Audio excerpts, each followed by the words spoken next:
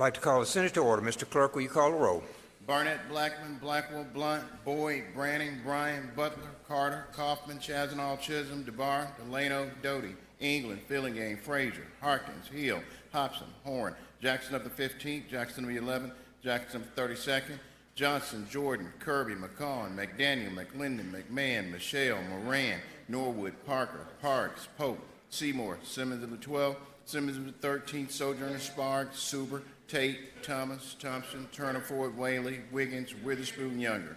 Mr. President, a quorum is present. Thank you, Mr. Clerk. Would senators please rise for the invocation given us by Senator Barnett and the pledge delivered by Senator Butler. Senator Barnett. Thank you, Mr. President. There has been several times that I've had the opportunity to pause and to give thanks to our Creator, but today is probably one of those days that I am extremely grateful to be here. And for all of those that are here today, especially my colleagues that are out there, please know that regardless of how we voted on yesterday, I think we understand that we still love and respect each other regardless of that. And I ask that not only be our prayer today, but that be our prayer every day, whether we're in this chamber or in our offices or in our private homes.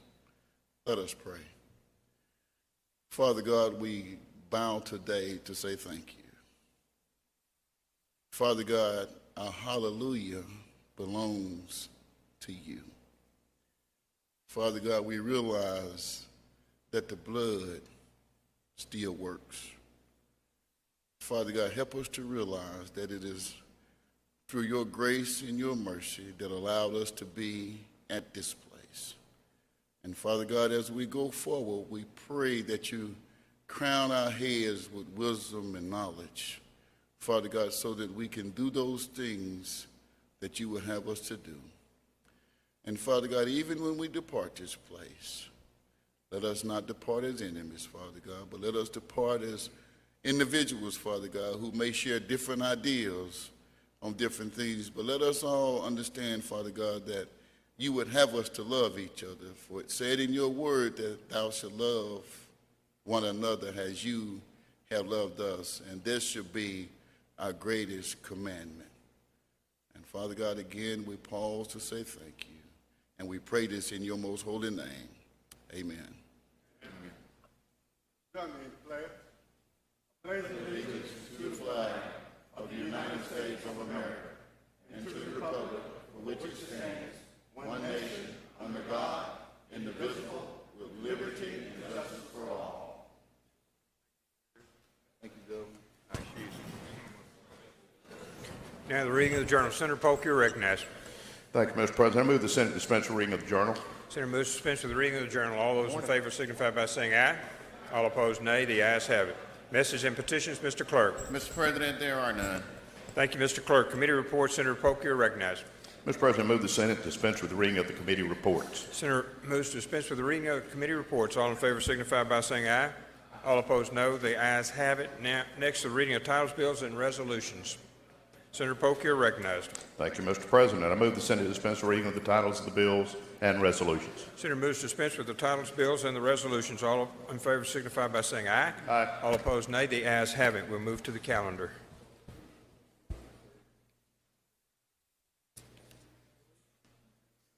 Move to the calendar.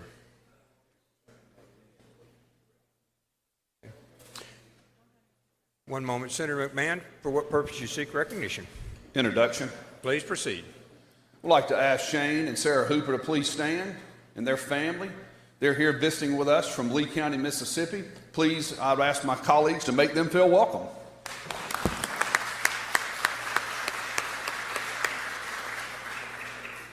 Thank you, Senator McMahon. Senator Horn, for what purpose you seek recognition? Introduction. Would you please proceed? Thank you, Mr. President. I'd like to direct the Senate's attention to the West Gallery. On yesterday, Mr. Tony Gaylor, a good friend of mine, had the pleasure to join us in the gallery, and he's back today. And he's brought a future senator with him, his son, Christopher. I'd like to ask that the Senate help to make Christopher Gaylor welcome to the State Senate. And also, Mr. President, would like to have the Senate help make welcome another good friend of mine. He's like a little brother to me, Mr. Gus McCoy, who's with Magnolia Health Plan. Gus, if you stand, have the Senate make you welcome.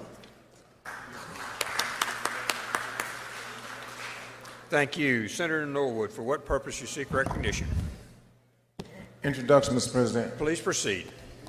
Mr. President, I'd like to welcome to the gallery today my high school baseball coach, Hall of Fame baseball coach from Florence, Mississippi, Coach Robert Brady. Okay, Coach.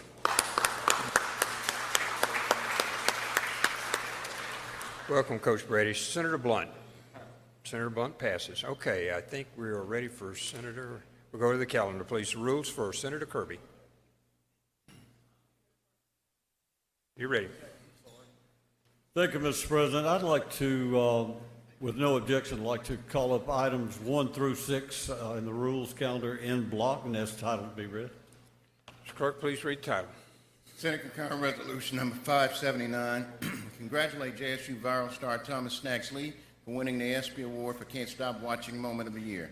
Senate concurrent resolution number 580. Recognize JSU Athletic Director Ashley Robinson as the first African-American president of FSC 88.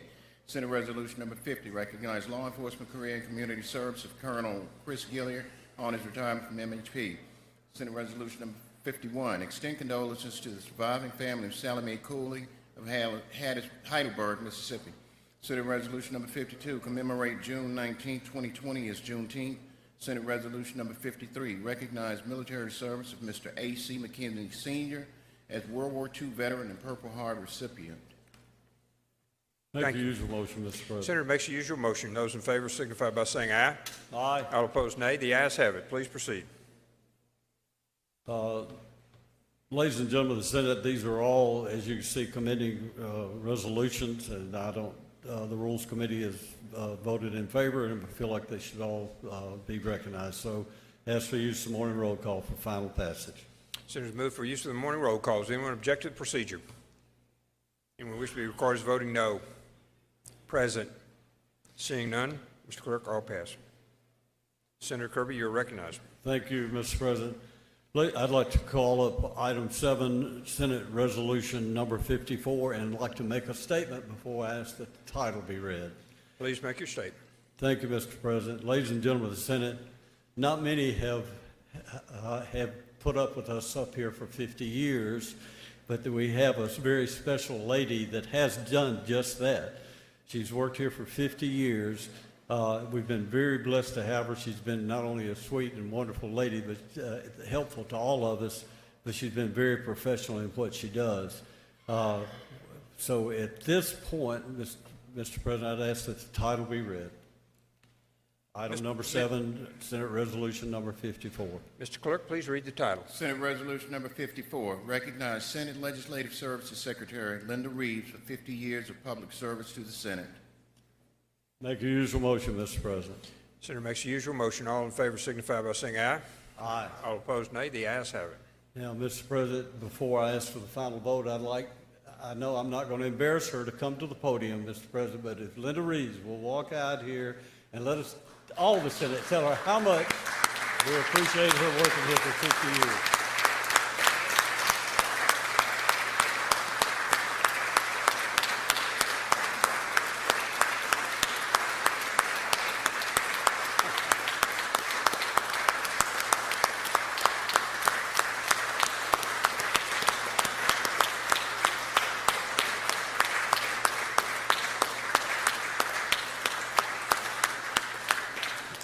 Ask for use of morning roll call for final passage, Mr. Senator President. asks for use of the morning roll call for final passage. Anyone object to the procedure?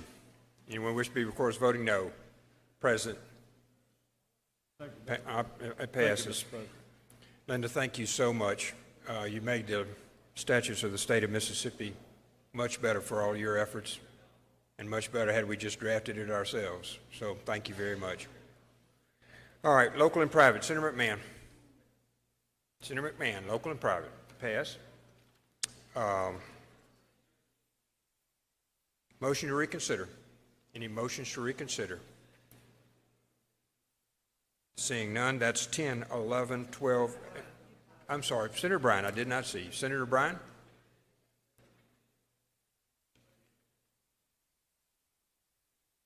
I go to the first item on the motion to reconsider calendar. Ask that that title be read. Mr. Clerk, please read the title. Senate Bill number 2311, State Board of Health, codify and extend repealer on fee authorization. I move that we table the motion to reconsider. Senator moves to table the motion to reconsider. Any questions? Seeing none, all in favor signify by saying aye. All opposed, nay. The ayes have it. Motion is tabled. Senator McMahon, 11 and 12. You good? Senator McMahon, good? Senator Hobson, one moment, please.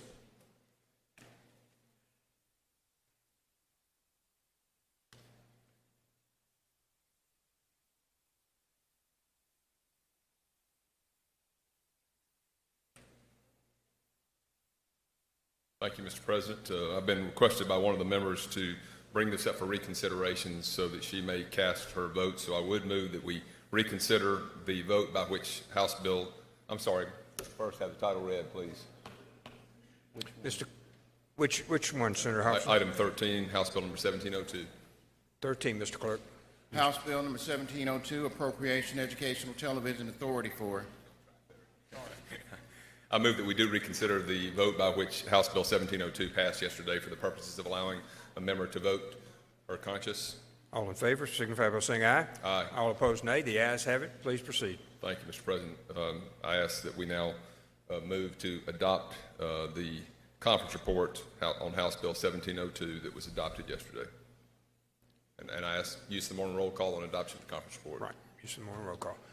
Use the morning roll call has been requested. All in favor signify by saying aye. All opposed, nay. I don't know why I say that. It's like from yesterday. Use the morning roll call has been requested by the senator. Does anyone object to the procedure? Anybody wish to be recorded as voting no? No.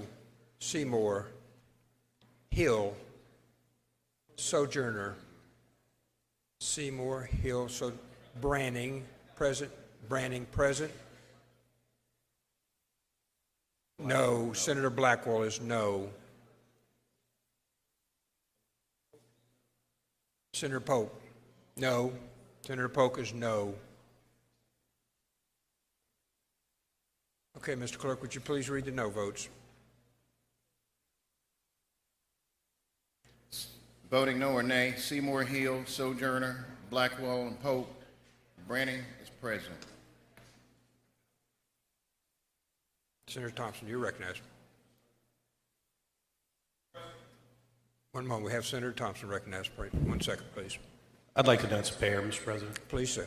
If Senator McDaniel was here, he would vote no, and I would vote aye. Thank you, Senator Thompson. Pair. Senator McMahon, you're recognized. To the vote, a pair. Yes, sir. Please proceed. If Senator Carter was here, he would vote aye, and I vote no. Aye and no paired. Okay. Anyone else? Okay, Mr. Clerk, you want to read the notes now?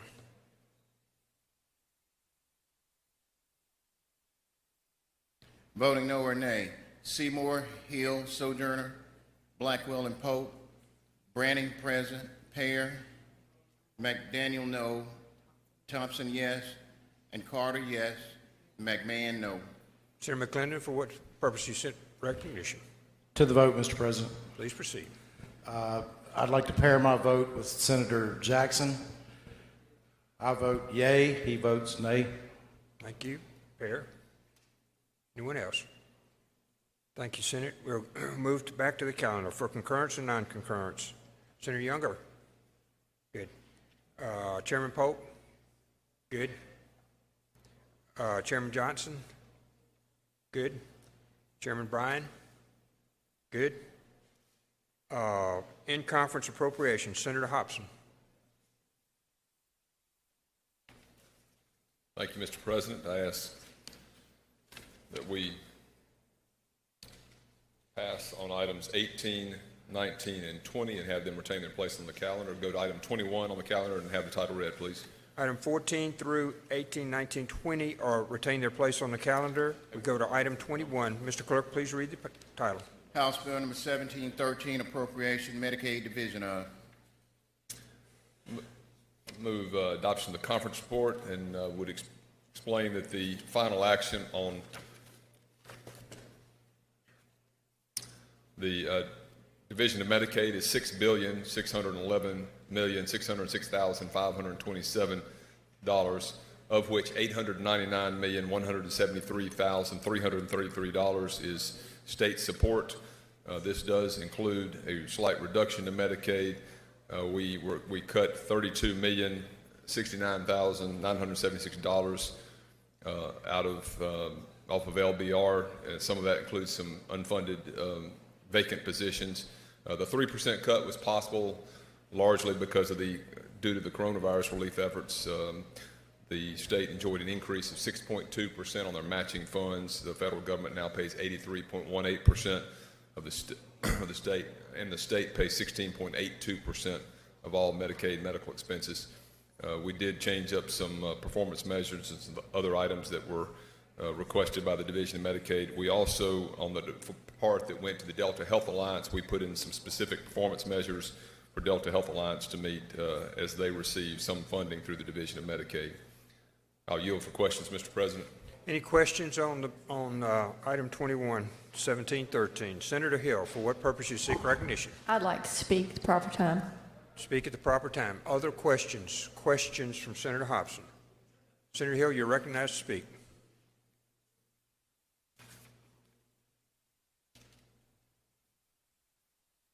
Thank you, Mr. President. Mr. Chairman, I'm going to make this brief. Yesterday, when we were going through the budget, and I made a specific mention of the military budget and the cuts that we had sustained there and some other places. And there have been several articles written as a result of some audits of Delta Health Alliance. And basically, let me make it clear that I don't care if the nonprofit is in Tishomingo, Rankin, Pine Belt, Coast, Delta, or wherever. There are some things that came out in the audit that are concerning. When you have a nonprofit with an executive director averaging over $350,000 a year and 10 employees at over $100,000 a year, with homes worth $850,000, office building at $2 million, and I know that Senator Hobson has put some transparency language in this, and I do appreciate that, but I do have a concern when we're cutting other agencies, including the military, and even with these audit findings, we're level funding Delta Health Alliance at $4.1 million. Our Medicaid executive director, I believe, is on record asking that they not be funded based on the audit's findings, but we have not seen fit to do that. And I just wanted to bring that to the body's attention, and that, of course, if this money was put through Medicaid, it would be multiplied. So thank you for your indulgence. Senator Hobson, you're recognized. Thank you, Mr. President. Thank you, Senator Hill. A lot of effort was put in by the conference, the members of the conference, and they discussed this. We discussed this particular issue. The Delta Health Alliance has done a lot of good in the area. I know that the public health chairman of the House is very fond of the work that they've done. I've not been as engaged, but think they do an outstanding job. So we did want to tighten up the language, which is what we did in this bill. And we're going to be able to look at some performance measures very closely next year to make sure that the work that they're doing in the Delta is the funds that they use are well utilized and are making a difference. But thank you for your comments. If there are no other questions, I move adoption of the conference report by use of the morning roll call. Senators move for adoption of the conference report by use of the morning roll call. Anyone object to the procedure? Anyone wish to be recorded as voting no? Present, Senator Hill. Anyone else? Branning, present. Anyone else? Seeing none, Mr. Clerk, please read. Please, Mr. Clerk, please read the presents, and there are no votes that I see. Voting present, Branning and Hill. Thank you, Mr. Clerk. Senator, you're recognized. Thank you, Mr. President. I ask that we go to item 22 on today's calendar and have the title read, please. Please read the title, Mr. Clerk. House Bill number 1715, appropriation Human Services Department. This bill includes actually two departments or two agencies. This is the Department of Human Services and the Department of Child Protective Services. Final action on the Department of Human Services is $348,512,377, of which $67,463,586 is general support. In the CPS budget, we have a total of $230,162,992, of which $111,499,443 is general support. We did change and include language in this bill. This is DHS, and everybody's aware of what happened with DHS in the off season. So we put in some language that we believe was good, and actually, as I appreciated, the new executive director, Bob Anderson's already implemented this prior to the language that we've included. That's going to make them go through a more difficult procurement process and make this be much more transparent and open than what it was before. I think based on the public health meetings that I've been to and other discussions that I've had, very satisfied with the direction that Mr. Anderson's taking the agency, and this language I think will certainly help to give people the assurances that these funds are being wisely used. This does represent a 3% cut, though, to the general fund budget for those two agencies. If there are any questions, I'll be happy to yield, Mr. President. If there are no questions, I move adoption of the conference report by use of the morning roll call. Senators, move for, I'm sorry, do we have any? Senator Fillingham? Good? No questions. Senator Chasnow? No questions. We're good. Thank you both. Senators, move for adoption by use of the morning roll call. Does anyone object to the procedure? Anyone wish to be recorded as voting no? Present.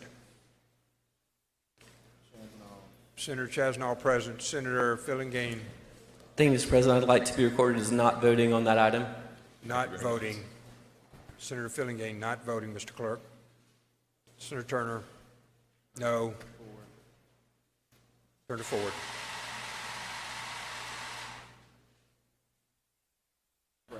Present. I'm sorry. Present. Present.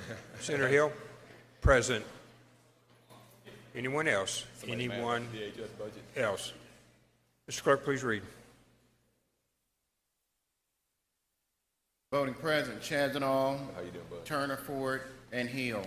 Fillingham cast no vote. Thank you. Measure passes. 23. Mr. Senator, we're back to you. Thank you, Mr. President. I ask that we skip items 23 through 28 on today's calendar, have them retain their place, move to item 29, and have the title read. 23 through 28 retains their place on the calendar. Item 29. Mr. Clerk, please read the title. Senate Bill number 2926, appropriation IHL subsidiary programs. Thank you, Mr. President. Final action on subsidiary programs is $78,491,341. Total state support is $33,953,316. For those of you, particularly the freshmen, that are not aware and familiar with the subsidiary programs, these are largely Mississippi programs, things like the Chem Lab and CAVS and Center for Manufacturing Excellence and the JSU East Center and, the Urban Research Center, Alcohol Safety Education. A lot of these are Mississippi-based programs, but they're mainly housed at our universities and controlled by our universities. So this does represent a cut to those agencies. They were able to reappropriate some funding that was able to go back and utilize. We were able to utilize some funding to go back and plug up some of these subsidiary programs, but that's an explanation of the conference report. I'll be happy to yield to questions. Any questions? If no questions, I move adoption of the conference report by use of the morning roll call. Senator Jordan has a question. Senator Jordan, for what purpose you seek recognition? Thank you, Mr. President. I have one simple question I'd like to ask the chairman. Senator, You didn't mention the percentage of the cuts. How much were the cuts, Mr. Chairman? The original cut was 3%. We had some funds that we reappropriated through the university IHL system. So the net effect of the cut was 1.5%. Just 1.5%. That's correct. All over.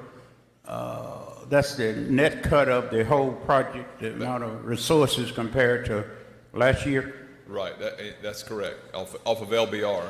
And most of these, I can't say for sure, I remember all of those. I may have to ask the subcommittee chair, but I think most of these were, LBR was very close to last year's funding because rarely, I don't think subsidiary programs typically don't have much in the way of cuts because they're usually very few employees, usually kind of a lean operation. Okay. Thank you. Thank you, Mr. Thank you, Senator Thank you, Senator Jordan. Any other questions? Any questions? Have motion to use of the morning roll call or afternoon roll call. Anyone object to the procedure? When wish to be recorded as voting no. Hill, present. Any present? Any present? Only one. Mr. Clerk, please read the presence. Senator Hill is present. Seeing none, matter passes. Mr. Clerk. Senator Hobson, you're recognized. Thank you, Mr. President. Ask that we go to item 30 on the calendar and have the title read. Mr. Clerk, please read the title. Senate Bill number 2928, appropriation IHL University of Mississippi Medical Center. My motion is that we recommit this bill for further study. Motion to recommit the bill. All in favor signify by saying aye. Aye. All opposed, nay. The ayes have it. It's recommitted. Senator, back to you. Thank you, Mr. President. I'd ask that we skip items 31 and 32 on today's calendar and go to item 33 and have the title read. 31 and 32 retain their place on the calendar. Number 33. Mr. Clerk, please read the title. Senate Bill number 2944, appropriation revenue department of. The final action for the Department of Revenue is $62,419,725, of which $38,585,054 is the general fund number. This included reductions of, let me make sure of the percentage, 5%, I believe. Hold on one moment. I don't know where it went. I don't have it on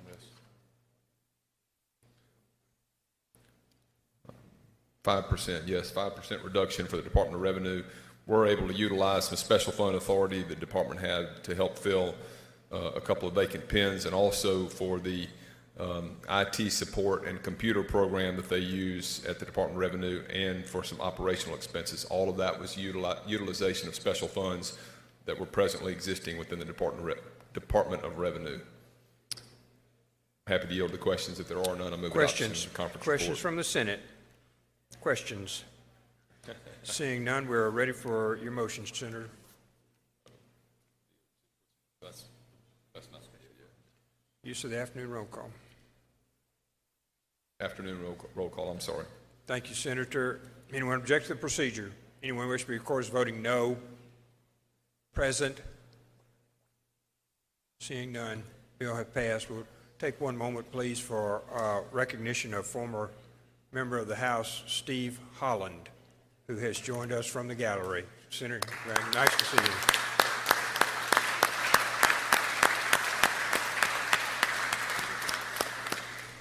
Nice to have you with us, Representative. Good to see you again. Senator, you're recognized. Thank you, Mr. President. Ask that we go to item 34 on today's calendar and have the title read.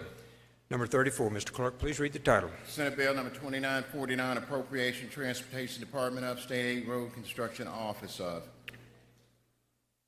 The final action on the conference report is $195,410,848. This is an entirely special fund agency. We did decrease at their request $30 million, and we did decrease money for a salary decrease, and that was about it. Everything else is the same in this bill. Happy to yield to questions. If there are none, I move adoption of the conference report by use of the afternoon roll call.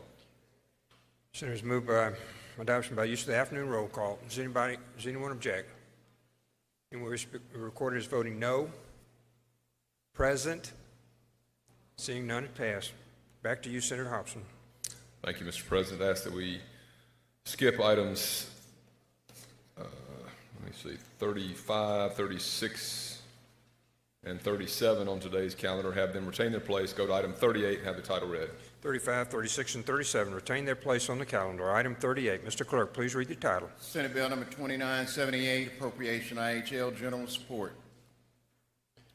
Final action on this measure is $1,235,846,415, of which total state support is $351,269,650.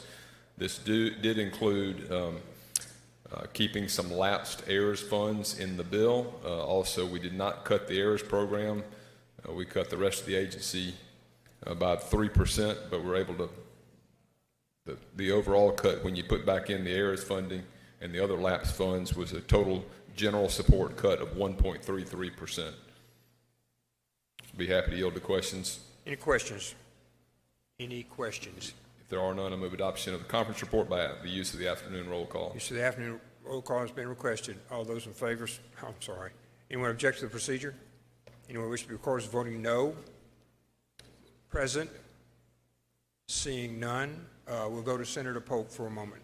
I'm sorry, are you going to leave from 39 to 43? I'm just going to ask that those items be passed and that they retain their place on the appropriations calendar. Items retain their place on the calendar. We'll go to Senator Polk for a recess. Thank you, Mr. President. I'd like to Senate stand in recess up to call the chair. Stand in recess, subject to call of the chair. It'll be just a few minutes. Thank you, Senator.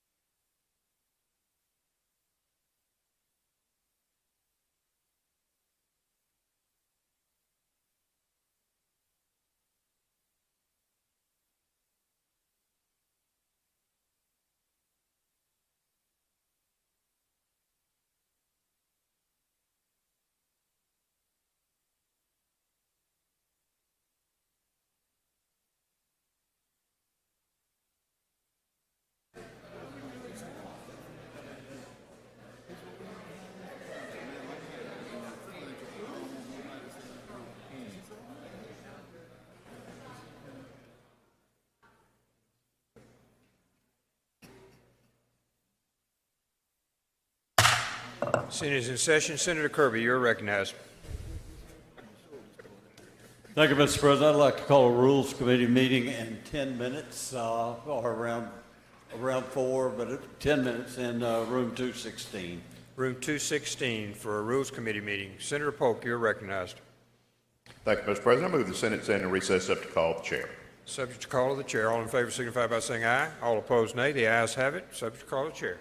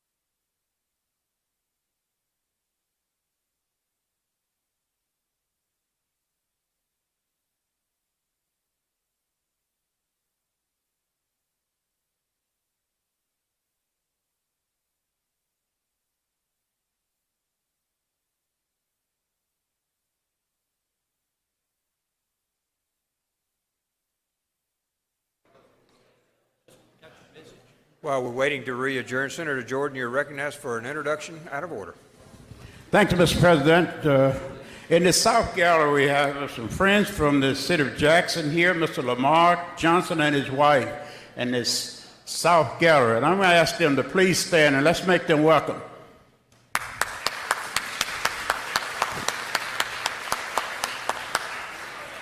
Thank you very much, Mr. President. Thank you. Thank you, Senator Jordan. We'll wait on the Rules Committee.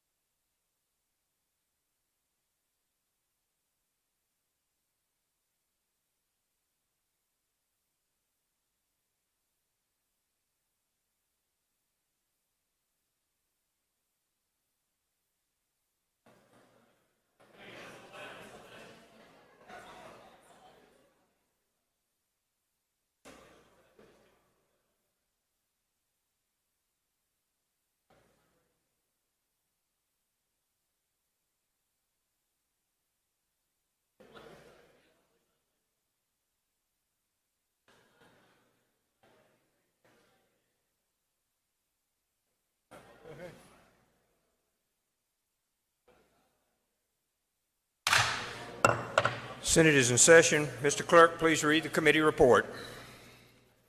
Mr. President, the above-named committee has had under consideration the following measure and report, same back with the following recommendation. House Bill number 1796, state flag, revised with the commission and required words, "In God We Trust." Senator Kirby, you're recognized. Thank you, Mr. President. I move to suspend the rules for immediate consideration of House Bill 1796. Chairman moves to suspend the rules for immediate consideration. All in favor signify by saying aye. Aye. All opposed, nay. The ayes have it. Please proceed. Thank you, Mr. President. I'd like to call up House Bill 1796 and ask the title be read. Mr. Clerk, please read the title. House Bill number 1796, state flag, revised with the commission and required words, "In God We Trust." Make your usual motion, Mr. President. Senator makes the usual motion. All those in favor signify by saying aye. Aye. All opposed, nay. The ayes have it. Please proceed. Thank you, Mr. President. I yield to Senator Hobson to explain the bill. Senator Hobson, you're recognized to explain the bill. Thank you, Mr. President. Thank you, Mr. Chairman. Bring before you now House Bill 1796, which most of you know is the bill on final passage for the repealer of the existing statute on the flag and the change to a new flag that will be presented to the voters this fall. I'll go through the sections of the bill, and you can certainly ask me questions at the conclusion. First, in Section 1 is the establishment of the commission that will develop, design, and report to the governor and the legislature its recommendation for the new design of a Mississippi state flag, and that will be provided no later than September the 14th, 2020. The new design for the state flag shall be placed on the ballot in a statewide special election, which will be held November the 3rd, 2020. The new design will not include the design of the Confederate battle flag, but shall include the words, "In God We Trust." This commission will be comprised of 9 members, 3 of whom will be appointed by the Speaker of the House, 3 will be appointed by the Lieutenant Governor, and 3 will be appointed by the Governor. And of those appointees, it will be a representative from the Mississippi Economic Council, a representative from the Mississippi Arts Commission, and a representative from the Board of Trustees of the Department of Archives and History. All appointments to the commission will be made no later than July the 15th of this year, and they will begin their work and they will present a flag which the people of Mississippi will vote on in this November's election. Section 2 of the bill deals with the statewide special election, and again, that will be held on Tuesday, November the 3rd, 2020, and it will be conducted in the same manner as the general elections that are held at the same time. The question that will be put before the voters will be vote yes or no on whether the following flag design shall be the official Mississippi state flag. If yes, the legislature will come in the beginning of next year and will enact a law that makes this the new flag. If the answer is no and the citizens vote not to adopt this flag, then the commission will reconvene to perform the functions described again in Section 1 of the Act that I just covered. We will continue that process until a flag is selected by the voters of Mississippi. Subsection 3 of Section 2 explains the mechanics of which the elections will occur. Section 3 of the bill and Section 4 are technical changes to the existing statutes concerning elections. Section 5 is the repealer language of the existing state flag statute. And finally, Section 6 says that upon the effective date of this act, the Department of Archives and History will immediately develop a plan for the prompt, dignified, and respectful removal of the former official Mississippi state flag described in Section 3-3-16 of the Mississippi Code. That will take place no later than 15 days from the effective date of this act. Let me add to that we discussed a lot of things yesterday, and I want to reiterate my respect to each of you in this chamber. I've got great admiration for you because I know a lot of you have stood with courage in a very difficult issue. And I want the people in Mississippi to know, and I want the people around this country and the world to know how difficult this is for many of you sitting in these seats. I respect you, and I greatly appreciate the stand that many of you have taken on this issue. And I ask that the rest of the world take note of the brave men and women of this chamber and of the House of Representatives as we take on this issue. My position on this flag has been pretty clear. I think everybody knows that. And I have commended you, but also want to commend some other people around this state. I have looked around over the last several weeks, even before the last several weeks, and I've seen this cascading of leaders around our state, people in business and education, in charity and civic work around our state who have come forward, and I want to thank them for their strong positions they have taken to help support a change in our flag that will unify our state. I know how tough it is for some of them too, but they've been willing to take the risks, as you have taken the risk, to stand up and say it's time for Mississippi to meet this challenge head on, and it's time for the legislature to fulfill its duty under the republic in which we serve, to place a new flag up on top of this capital for the people of this great state. I want to close with this. Many of you know I like football a lot, and in the football vernacular, I would say that we have punted this ball away in the past. We, the legislature, have punted this ball away, and we've missed opportunities to make this change that we so desperately need at this time.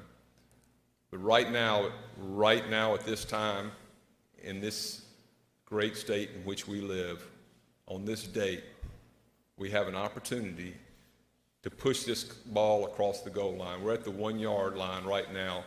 Let's push this ball across the goal line and score the victory for the state of Mississippi by creating a new flag, and it starts right here and right now. Thank you, Mr. President. I will yield the podium. Thank you, Senator. For questions, Senator Simmons. For what purpose do you seek recognition? Thank you, Mr. President. Permission to speak on final passage. Speak on final passage. Senator Hill. I have an amendment at the proper time. Please bring your amendment forward. Senator Barnett. Thank you, Mr. President. Permission to speak and passage of the bill. Thank you, Senator. Senator Horn, for what purpose you seek recognition? I'd like to be recognized to speak on the bill at the proper time.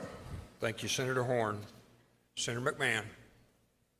Mr. President, I rise to speak to the bill at the proper time. Thank you. Senator Jordan. Desire the same privilege, Mr. President, Thank to you, speak on the Senator. bill. Thank you, Senator Jordan. Senator McDaniel. Question, Mr. President. Please proceed. That has to be Senator Hobson. Senator Hobson, will you yield for a question? I yield. Yes, sir. Senator, you are recognized for a question.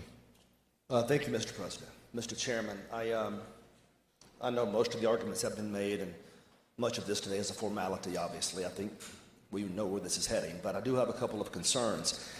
I do like very much the phrase, "In God we trust." I happen to be a big fan of that.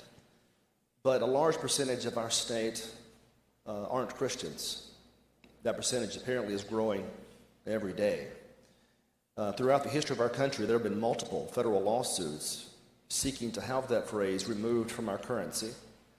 I guess my concern is, as unfortunately Christianity begins to lose its influence in our society and more people become either atheist or agnostic, are you not concerned that these same lawsuits will be directed toward this new flag, and that ultimately at some point in the future the same controversy we're facing now will face a second and third time? Is that not a concern of yours? Well, first of all, let's hope and pray that we don't get away from Christianity and of our faith. And we need to continue to be prayerful about that very issue.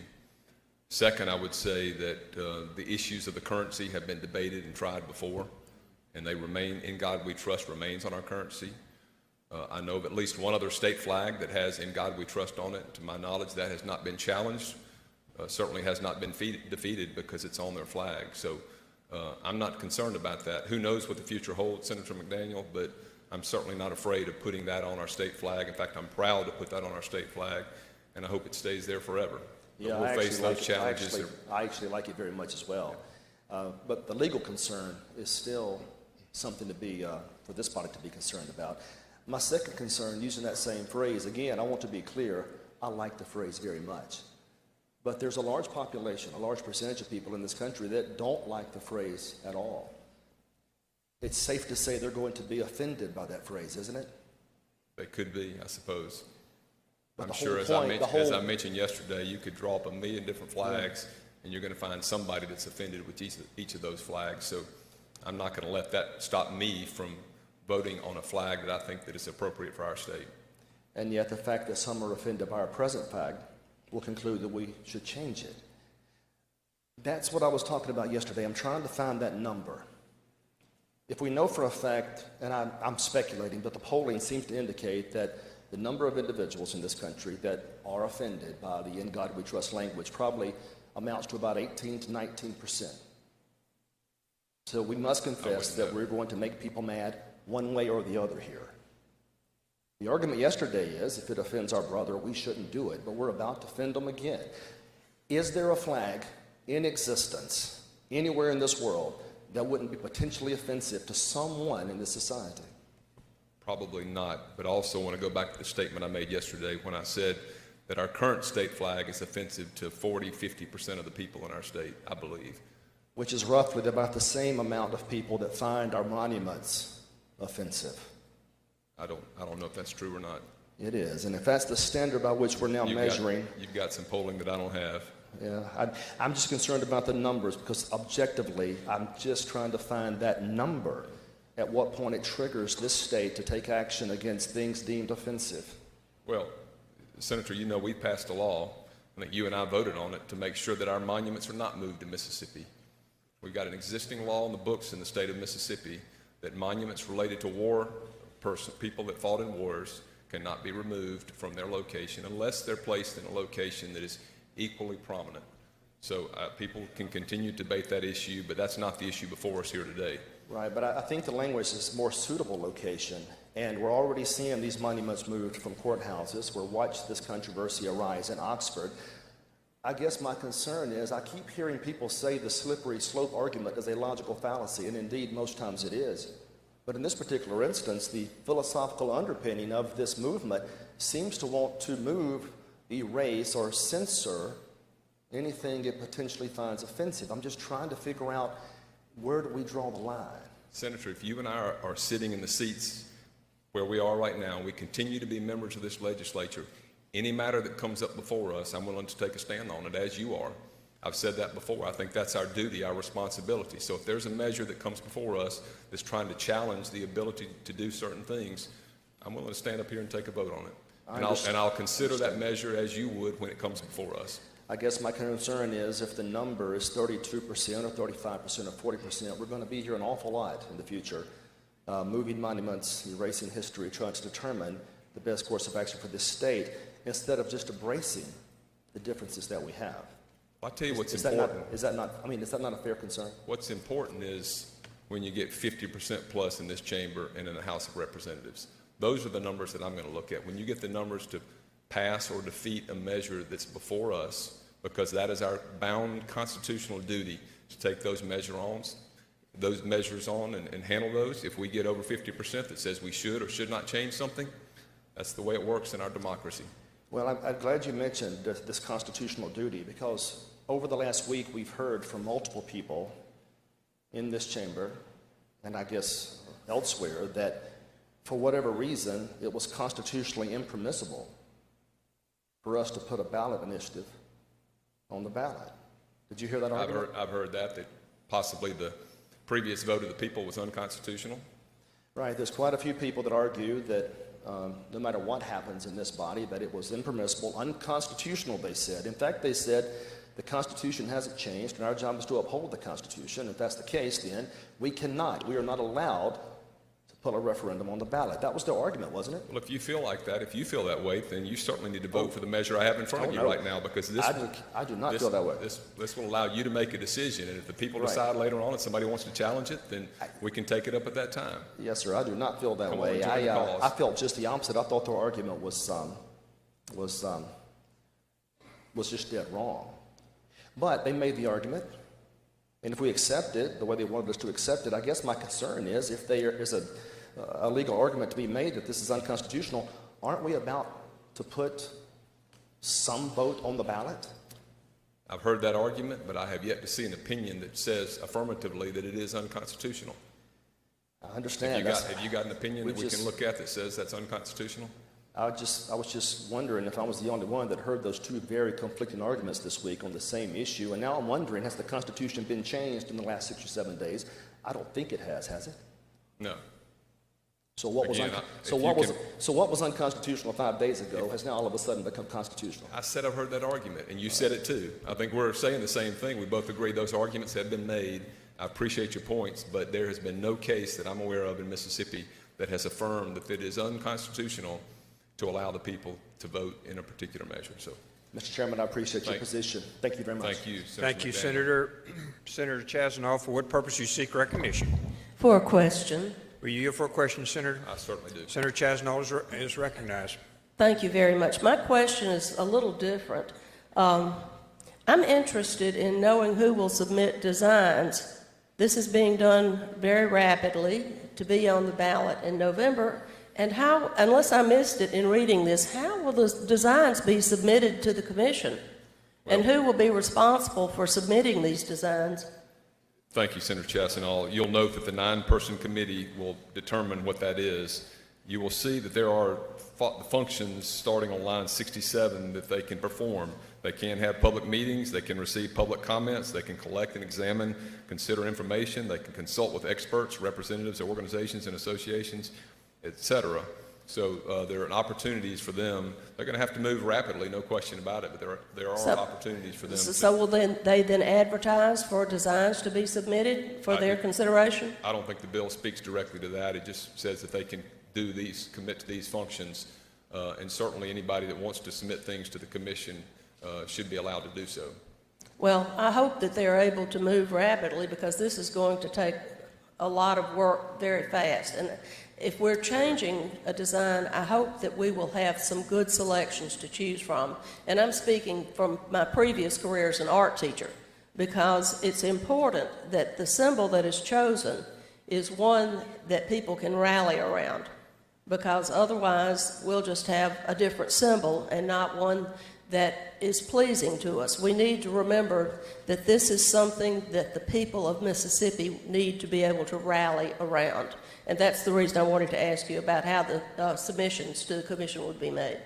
Thank you, and I don't disagree, and certainly the people have the right to vote it up or down in November, and if it's not a good design, then we can go back to the drawing board and come back next year. And again, for many years, apparently. That's right. Thank you, Senator. Senator Parker, for what purpose do you seek recognition? Question, Mr. President. Will you for a question, Senator? I yield. Senator Parker, you're recognized for a question. Thank you, Mr. President. Thank you, Mr. Chairman, for your work on this. There was some reference made a moment ago, and I want to just kind of clear this up. I think it frames our state in a bad light. I don't share the same pessimism about the people of Mississippi on their faith and the direction they are going to head over time that I seem to hear from Senator McDaniel. I know we've been going through a difficult time. I know through the pandemic and the COVID and the other things that have been going on, people have not been able to go to church. People have not been able to display their faith. But just me personally, when I got to go back to church recently, I felt an awakening that helped me through some things I've been going through. And so as the question came up earlier, I just went to my wallet and I said, okay, if we're going to argue about whether or not we should put in God we trust on our currency, I'd like everybody to reach in their wallet right now and pull out a $1 bill and look on the back of it. And when somebody goes into a store one day and they're holding up this $1 and nobody will accept it because they're so offended that it has the word God on it, then I think we've gotten to the point where we need to think about not having the word God on our flag. But I applaud you for your work on this. I apologize for my motion on this, but if we are going to make a change, I feel very strongly that it sends a strong message to the state of Mississippi, to the United States of America, and everybody looking and watching this today, that we are putting God first over and above everything else. Would you agree with me? I agree with that, and I also agree with your statements on, you don't need to apologize to me about emotions. We've all, this is an emotional issue, and we've all had some emotional things to deal with, and I certainly understand that, and I couldn't agree more. I'm willing to fight the battle on In God We Trust until a court of proper jurisdiction tells us that it's got to be taken away. I'm happy having that on my state flag. And I agree, and I thank you for your work on this, Mr. Chairman. Thank you, Senator Parker. Senator Wiggins, for what purpose do you seek recognition? Friendly question, Mr. President. Will you yield for a question, Senator? I do, thank you. Senator Wiggins, you are recognized for a question.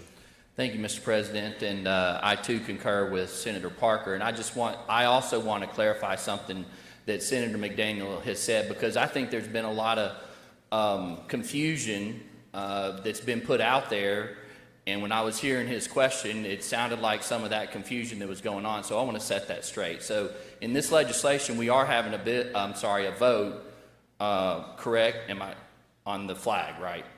Yes. Okay. Yes. And The people will have it. We're going to vote today on whether this goes forward. A design will be put forth for the people to vote on in November. And the statute that this is addressing, that's what it's been, is a statute. Is that not correct? Correct. It's been that way, I guess, for 20 years. Is that right? Almost 20 years. Okay. And we vote on statutes up here every single day, do we not? We do. In fact, for those that don't know, a statute is a law. Us lawyers know it as a statute, but it's a law, is it not? That's correct. Okay. And my understanding is what we're talking about here today is not in the Constitution, is it? No, this is not constitutional. This is statutory. In fact, it's never been in the Constitution, has it? That's correct.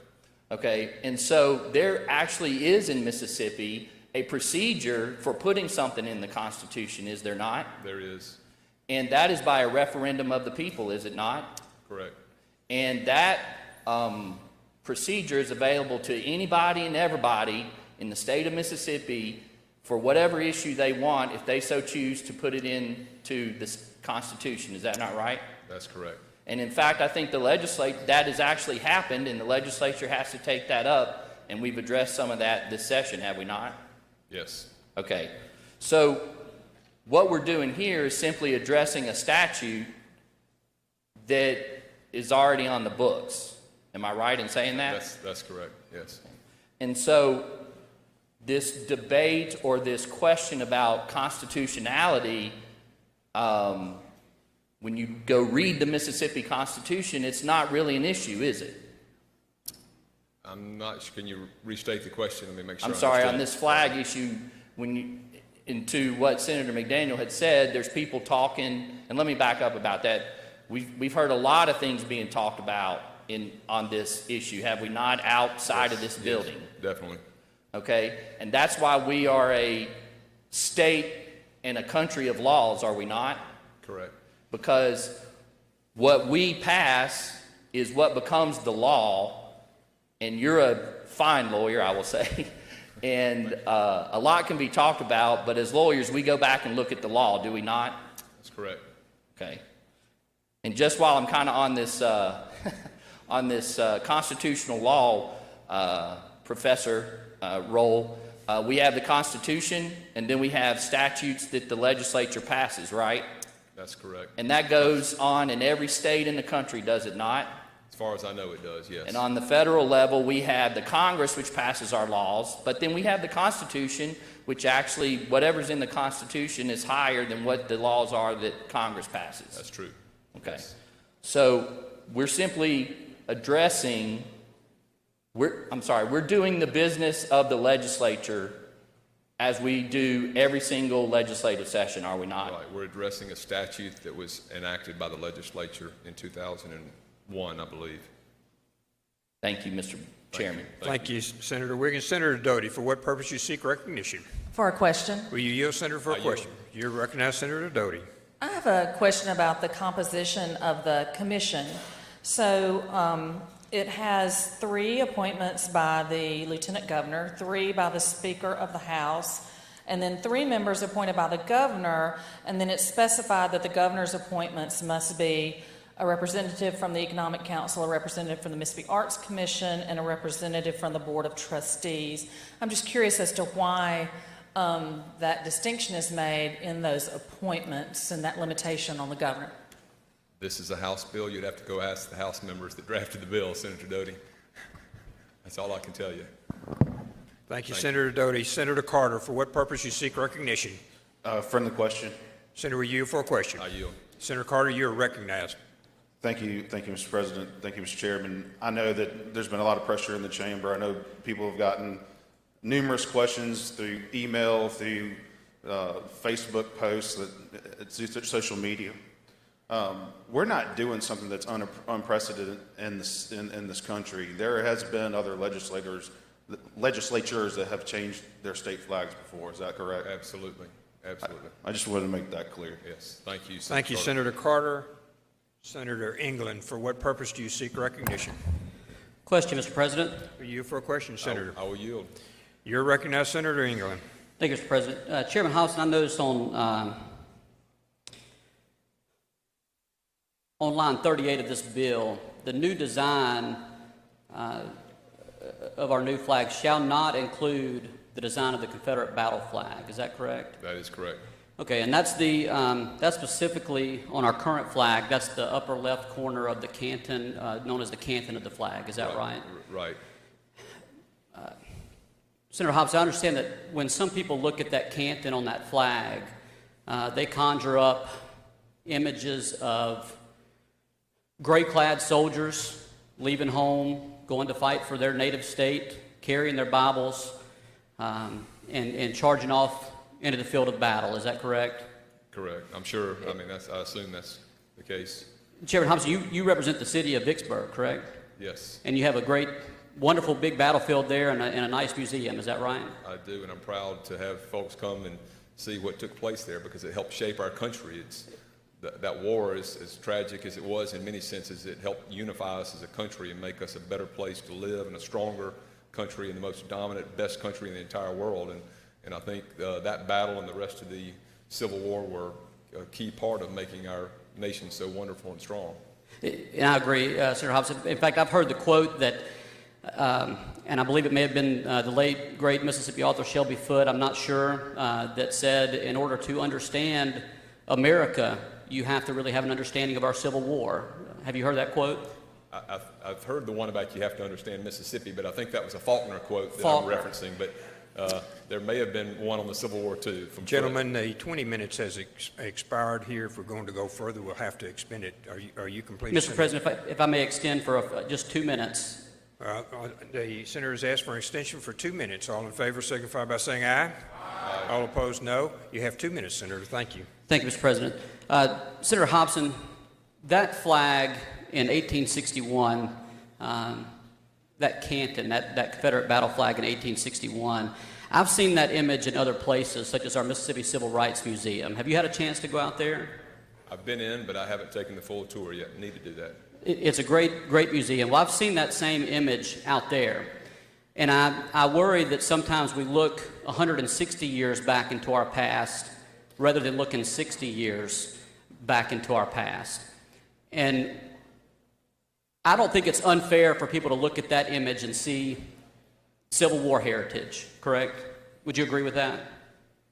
Let me make sure I understood the question. You don't think it's fair for people to look at that and just relate it to Civil War? I don't think it's unfair. I think it's perfectly fine for some people to see that image. I see what you, certainly. Is it also fair for people to see that image and see the flag that was held up to oppress people seeking their equal rights? Is it also fair for people to see that in that image? Sure.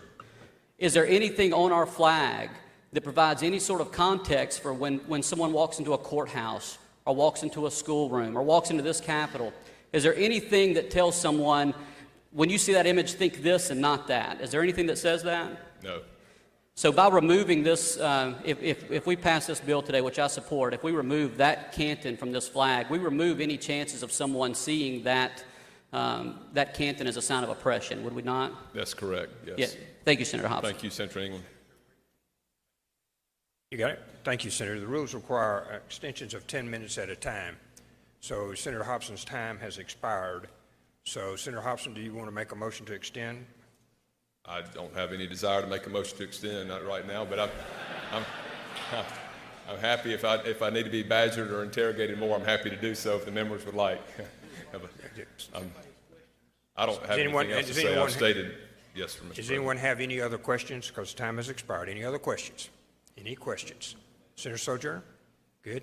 Senator McClendon? You have a question? Thank you, Mr. President. I do have a question. And first I want to thank Senator Hobson for... Thank you, Senator McClendon. Do we need to make the motion to... We do, otherwise I'll be happy to make the motion to expired. extend for 10 more minutes. Motion is made to extend for 10 minutes. All in favor signify by saying aye. Aye. Opposed, no. The ayes have it. Senator McClendon, you're recognized. Thank you so much, Senate body. Thank you, Senator Hobson, for the work you put in on this. I'm torn still by this vote. I told my constituents back home, and it came up almost every person I talked to, are you going to change the flag, or are you going to let us have a vote? I think what might change the minds of District 1 is if by changing and putting "In God We Trust" on there, if there's a bill next January that says we put prayer back in school, you think that might be able to happen by doing this? Unfortunately, Senator McClendon, I think the courts have ruled on that already, and it kind of goes back to my statements with Senator McDaniel. As much as there are a lot of things that we might like to change in our society, I think the courts have already ruled, the Supreme Court even, as I recall. I don't know exactly what case, but I think that has already been ruled on. And as I stated to Senator McDaniel, you know, we'll fly that flag, assuming this body and the people, however it's done, want to keep the flag. They will keep it as long as a court obviously has the authority to determine something is unconstitutional, and I think in those cases they have said it's unconstitutional.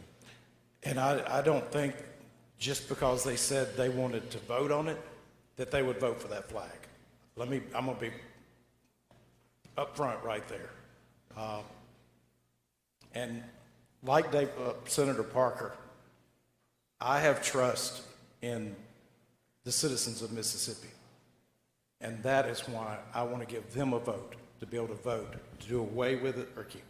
Thank you. Thank you. State your question. Next, Senator Sojourner, you want to speak on the amendment, or do you have a question? Senator Sojourner, you reckon? Will you yield for a question? I do. Thank you, You're Mr. recognized, President. Senator Sojourner. Thank you, Chairman. Senator Hobson, I know you and I both come from probably two of the most historic cities in our state. And yes, we both are very proud of that. I wanted to clarify one thing. You mentioned earlier that there was a state that had already put "In God We Trust" on their flag. That state's Georgia, correct?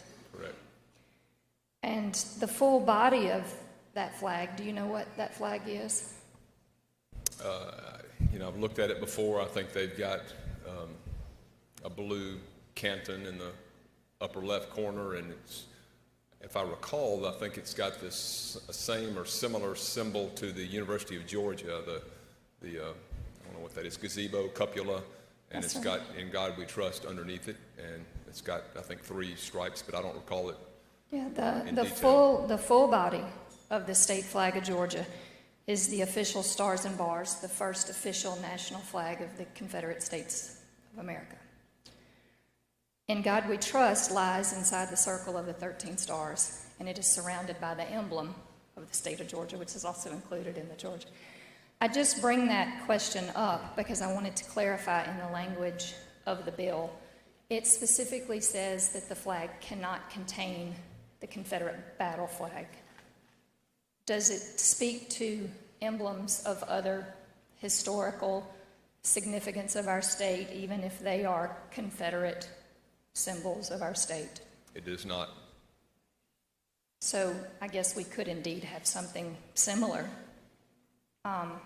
Maybe the Bonnie Blue, which is a part of an original, the Magnolia flag of Mississippi, which is also a Confederate symbol. I was just wanting to clarify that we were just specifically speaking to this battle flag. Yes, that's correct. My colleague, Senator England, brought up a point that is, like it is to him, has been very troubling to me through our history. To know that a portion of our population is offended by a symbol. Do you agree that that symbol in 160 years ago in the 1860s versus the 1960s had a very different meaning? Well, it depends on what you mean by different meaning. You know, Or you what ask it different people, and represented. pardon. Or what it represented in 1860s. Well, I think, again, I'm not going to say I'm the perfect historian on this, but, you know, when Mississippi seceded from the Union, I don't think that the flag that was I think that what is now referred to as the Confederate battle flag was kind of incorporated eventually. I believe it was the flag of the Army of Northern Virginia. And I know this because, again, going back to the military park in Vicksburg, they don't fly the flag in the military park because it's not historically accurate. It was not a flag, but it's a flag that was adopted at some point. It was passed by the state. That part of the Confederate symbol was passed by this state in 1894 or 96, I can't remember which year. And actually, I think after 1906, we didn't have a flag, even though that was commonly flown. We did not have a flag in Mississippi for some, 94 years or so in this state. I'm not sure where I was going with that. But anyways, it just, it's a varied history, and certainly things, if your point is about context, certainly things can be taken out of context. I feel very confident. I know what that flag represents for a lot of people in this state and around the world. They've told me personally. They've told me about the pain for this flag that this flag represents. And a lot of people, and if it's not pain even sometimes, I've got people telling me, as I said yesterday, my flag costs us jobs in Mississippi. Now, if it doesn't matter that we cost jobs, if we want to just kind of slowly erode away because people don't want to come to our state, for better or for worse, take the symbols, whatever you want to do, but if you care about economic development and you want to give Mississippi the best chance to succeed, to create opportunities and create more unity in our state, there's no doubt in my mind, with 100% certainty, we need to get rid of the Confederate battle flag symbol in the upper left-hand corner of our flag, or upper right-hand corner of our flag. I pray that we do see some economic windfall. I guess we will find out. But I am glad you mentioned those things, because it brings up one of the things that is so troubling to me. And that is, when we remove our history or set our history aside, then we lose the opportunity to educate and inform and to have a conversation about what the true meaning of things are. We've talked a lot this week about talking to our children. And the reason that I stand and take these positions is because of my children and because of my family. And I want to know that we're looking at things for their true meaning. If we look back 60 years ago, that is one of the darkest, most terrible times in our state's history. Despicable people doing despicable things. And I just am concerned that if we remove things, we don't have the opportunity to have the conversations. And then also, if we remove things, not for their historical purpose, but because of a fringe group that did awful things 60 years ago, then we are validating that group. Do you not think that if we make this move for that effort, we're validating those people? And I don't ever want to be seen as validating anything that happened in the 1960s. Well, I've got a lot of responses to that. And first is when you talk about removing symbols and things, I've said before, look, if anybody wants to get rid of a monument, Confederate or Union or anything, I would love to talk to the military park in Vicksburg to see if they've got a place for it, because I think that story needs to be told. I don't think we ever need to erase the history. Painful as it may be, we do not need to erase history in our state. And we've got a wonderful museum of history about 2 or 3 blocks from here. I'd love to see this flag displayed and the story told. For better or for worse, the story needs to be told. I couldn't agree with you more on that. I think we have an opportunity to help tell that story even better, instead of a flag that people look at and say, I don't like that, it hurts me, it offends me, and I don't mean just people who are easily offended. I mean a flag that's not representative of our people. We can go to a history museum, we can go to a battleground, we can go to a lot of places and see history. And I couldn't agree more with you that we need to tell that story. People do not need to forget what happened in this country, both, and let's just put it for Mississippi purposes, both for the Civil War and for the Civil Rights era. 2 of the biggest things that ever happened in this state are those 2 events, if you will. And we never need to stop telling the story of either one of those, because it's so critical to who we are now. And just because we change that piece of cloth to something that's more unifying for our state doesn't mean we discontinue the story of history of our state, because we've got a rich and beautiful, sometimes painful story in our state, but I want it told so people can understand where we came from. And I want, my kids, you talk about that. I always talk to my children about some of the things that have happened, many of which occurred way before I was born, but they need to understand that, because you don't want to repeat those mistakes again. And if you know the past, obviously, you're going to be better off in the future, so you don't slip up and make the kind of same mistakes again. 30 seconds, Senator. I yield. Thank you, Senator Hobson. Thank you, Senator Sojourner. I appreciate it very much. We'll now go to, I believe we had an amendment. I'm sorry. Senator Seymour, did you have a question? We're out of time here on this particular one. Just a quick question, Mr. Chairman. Will you yield for one quick question? I'll please? yield for a quick question. I don't see nowhere in here where the appointments that are going to be made, that there's a requirement that they be citizens of the state of Mississippi. Well, I don't know that that's actually in the bill, but I think we would, if we get a group of people that's not making a flag design that's representative or that's agreeable to the people of Mississippi, we could toss out the flag design. If you don't like it, I don't think anybody, look, frankly, Senator Seymour, I don't think there's a chance that anybody from outside of Mississippi would be on this commission. But in the event that they were, we certainly have a right to, protest that decision and vote against the flag that they decide. Well, I think it should be of the citizens of the state. I mean, we've appointed boards and commissions with out-of-state people in the past. That's all I want to make clarification. Yeah, I'm Thank not you, aware of Senator. that, but thank you, Senator. Thank you, Senator. We're on the amendment at this time. Thank you, Senator Hobson. Senator Hill, you're recognized for your amendment. Thank you, Mr. President. Thank you, Mr. Chairman. I'm not going to get into any type of long philosophical debate up here because we've heard quite a bit in the last few days. I just want to explain the amendment that I have before you. Basically, what the amendment does, in Section 1, it establishes a commission to redesign the Mississippi state flag. Basically, in this similar manner to what Senator Hobson has just presented. The major differences would be the commission would have 17 members to be appointed as follows. 3 members of the Mississippi House of Representatives appointed by the Speaker, 3 members of the Senate appointed by the Lieutenant Governor, 11 members appointed by the Governor to include 2 university and college students, Mississippi public school teacher and a Mississippi University instructor, representative from the Mississippi NAACP, representative from Mississippi Arts Commission, representative from the League of Women Voters, representative from the Board of Trustees of Mississippi Department of Archives and History, representative from business and industry, and 2 members from the state at large. And that follows along the similar path or language that was done back in 2001, whenever the design was put on the ballot back then. And the commission will be tasked with coming up with 3 particular replacements for the Mississippi state flag.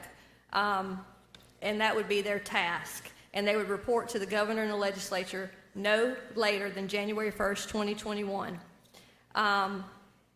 The Section 2, there will be a statewide special election for the purpose of determining whether to retain the present state flag or which of the 3 new designs for the Mississippi state flag recommended by the commission shall be the design for the Mississippi official state flag.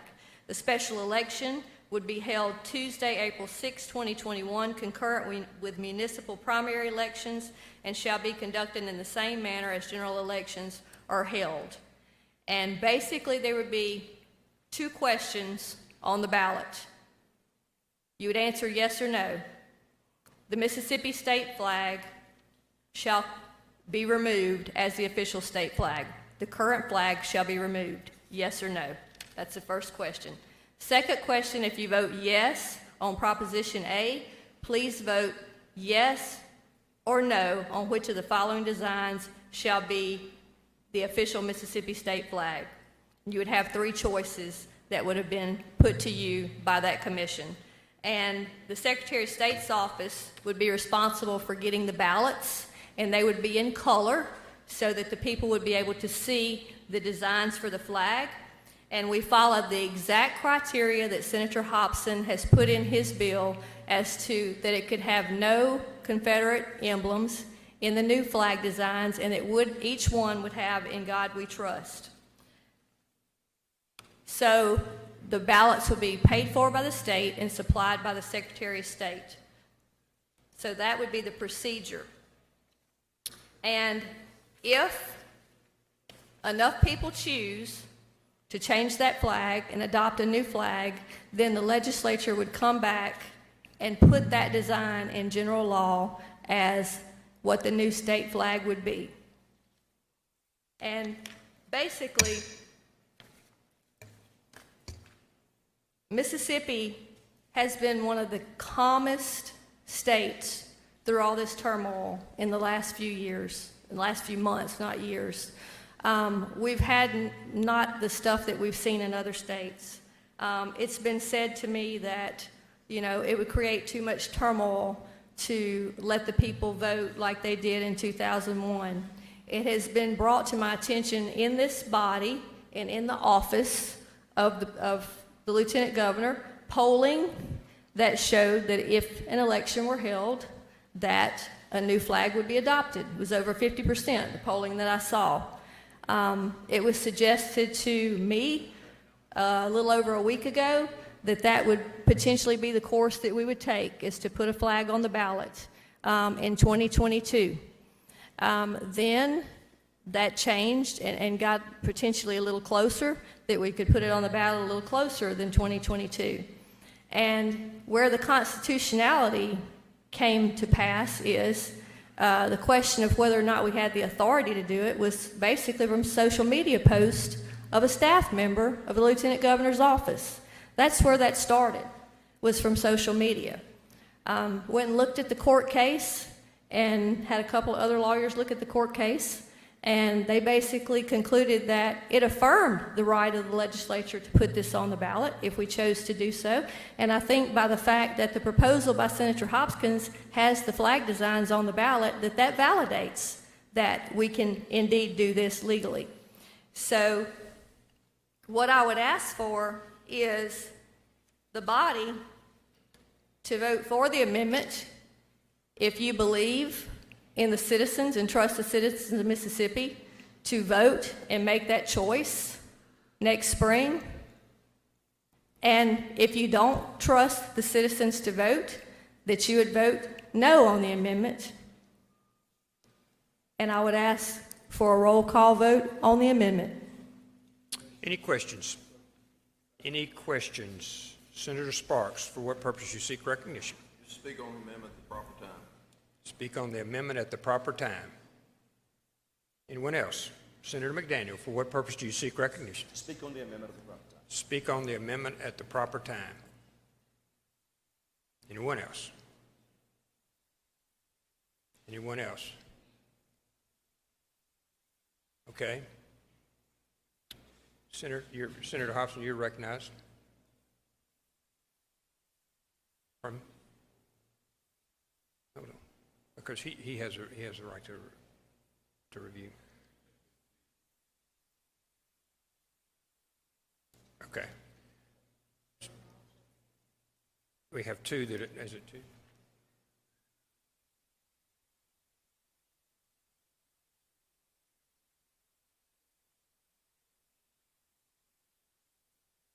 Senator Sparks, you recognize, speak on the amendment. One moment. You proceed. Thank you, Mr. President. Thank you, Mr. Chairman. Thank you to this body for allowing me the opportunity to speak. I'm thankful to serve with each of you and the folks that allowed me to be a freshman member in this body. To each Mississippian who's called, texted, emailed, whether from the depths of your heart or some call to action, we've all spent hours responding and speaking to you, and I've tried my best to listen and explain and answer.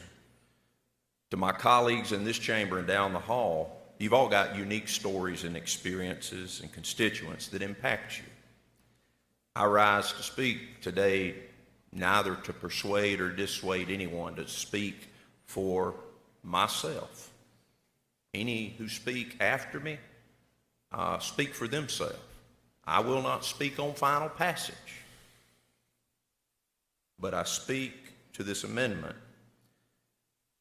Everyone jokes about politicians and their unwillingness to give an answer or take a position.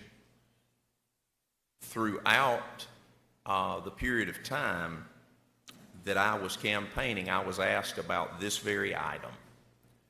And it was the fact that I told constituents that I would vote to do exactly what this amendment does, is to put it on the ballot. I have confidence in Mississippi. I have confidence in that they would vote to remove this flag. And I will tell you, if this is put on the ballot, and you look at what this says, I'll vote yes to remove the current flag, and I'll look at some of the other designs. But if I did anything different than that, I would have lied to the very people I looked at while I campaigned. And I don't want to do that. You know, the more I've been asked to break my word, the more difficult it's become. I don't want to disappoint any of you. And I regret the disappointment that many feel by my vote. The most compelling argument to me has been how the design negatively impacts the people in our state, some of the people whose faces I'm looking at right now. I'm simply trying to keep my word. I'm trying to honor my word. You know, we didn't have church today, or I'm here anyway. Go look in the Hall of Faith in Hebrews 11, and you'll see a name of a man named Jephthah. He stands out oddly. You don't think about him. If you think about it, everybody listed there is a failure one way or the other. King David is a murderer. Others listed as a liar. Aren't we thankful God can use us even though we're flawed? But yet, Jephthah kept a vow that he made. He may have said what he shouldn't have said, but he kept his word. That is what this amendment is about to me. It's keeping my word to the people that I campaigned that sent me here. It's nothing more.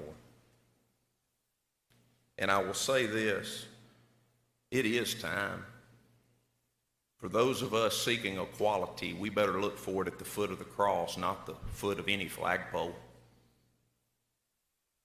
It's time, and we're going to take up criminal justice reform. It's time for that. We're going to take up other issues. We're going to look at how we can help take down barriers to black-owned businesses.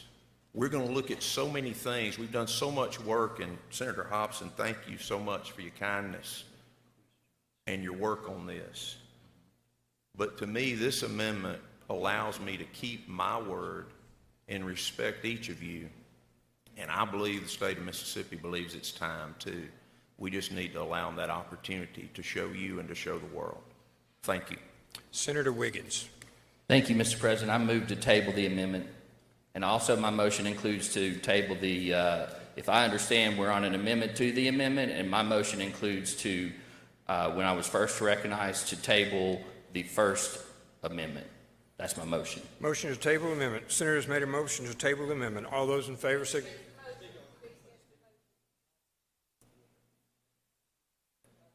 It's not debatable, Senator. I appreciate it. It's a voice vote to start. All those in favor signify by saying aye. Call the roll. Call the roll. One. Would you count? Call the roll. 1, 2, 3, 4, 5. We have 6. Mr. Clerk, please call the roll. This is to lay the amendment on the table. Please proceed. Mr. Clerk, call the roll. Blackman. Blackwell. Blunt. Boyd. Branning. Bryan. Butler. Carter. Kaufman. Chazanall. Chisholm. DeBar. Delano. Doty. England. Fillingham. Frazier. Harkins. Hill. Hobson. Horn. Jackson of the 15th. Jackson of the 11th. Jackson of the 32nd. Johnson. Jordan. Kirby. McCaughan. McDaniel. McClendon. McMahon. Michelle. Moran. Norwood. Parker. Parks. Pope. Seymour. Simmons of the 12th. Simmons of the 13th. Sojourner. Sparks. Suber. Tate. Thomas. Thompson. Turner Ford. Whaley. Wiggins. Witherspoon. Younger. Blackman. Bryan. Doty. Jackson up to 15. McMahon. Parks. Voting yes or yay. Barnett, Blackman, Blackwell, Blunt, Boyd, Bryan, Butler, Carter, Delano, England, Frazier, Harkins, Hobson, Horn, Jackson of the 11th, Jackson of the 32nd, Jordan, Kirby, McMahon, Michelle, Moran, Norwood, Parker, Pope, Simmons of the 12th, Simmons of the 13th, Thomas, Thompson, Turner, Ford, Wiggins, Witherspoon, and Younger. Voting no or nay.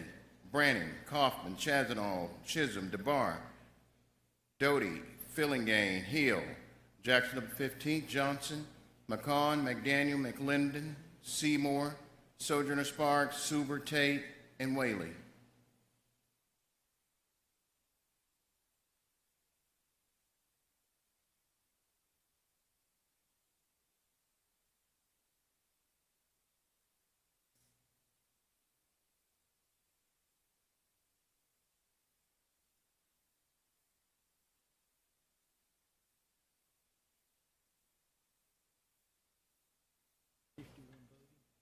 Yes, sir.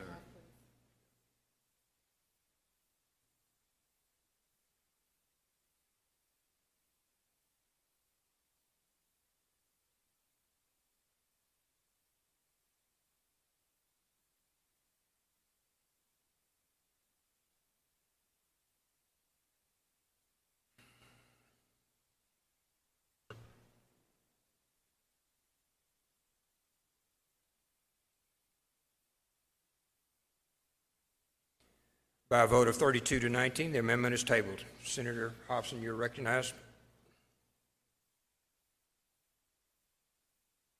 I move adoption of the bill by use of the afternoon roll call. We have others to speak on the bill, and we'll go. Yeah, senators are asked to speak on final adoption, and we'll start in the order that they requested it. Senator Simmons, you're first.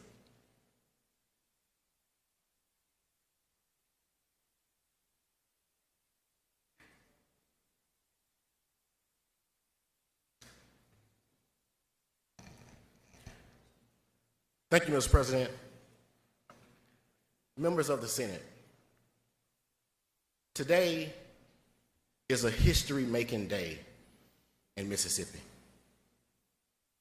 And in the name of history, I stand in honor of Jesse Bruce Sr., my late grandfather, who gave me my first job cutting grass in the Mississippi Delta.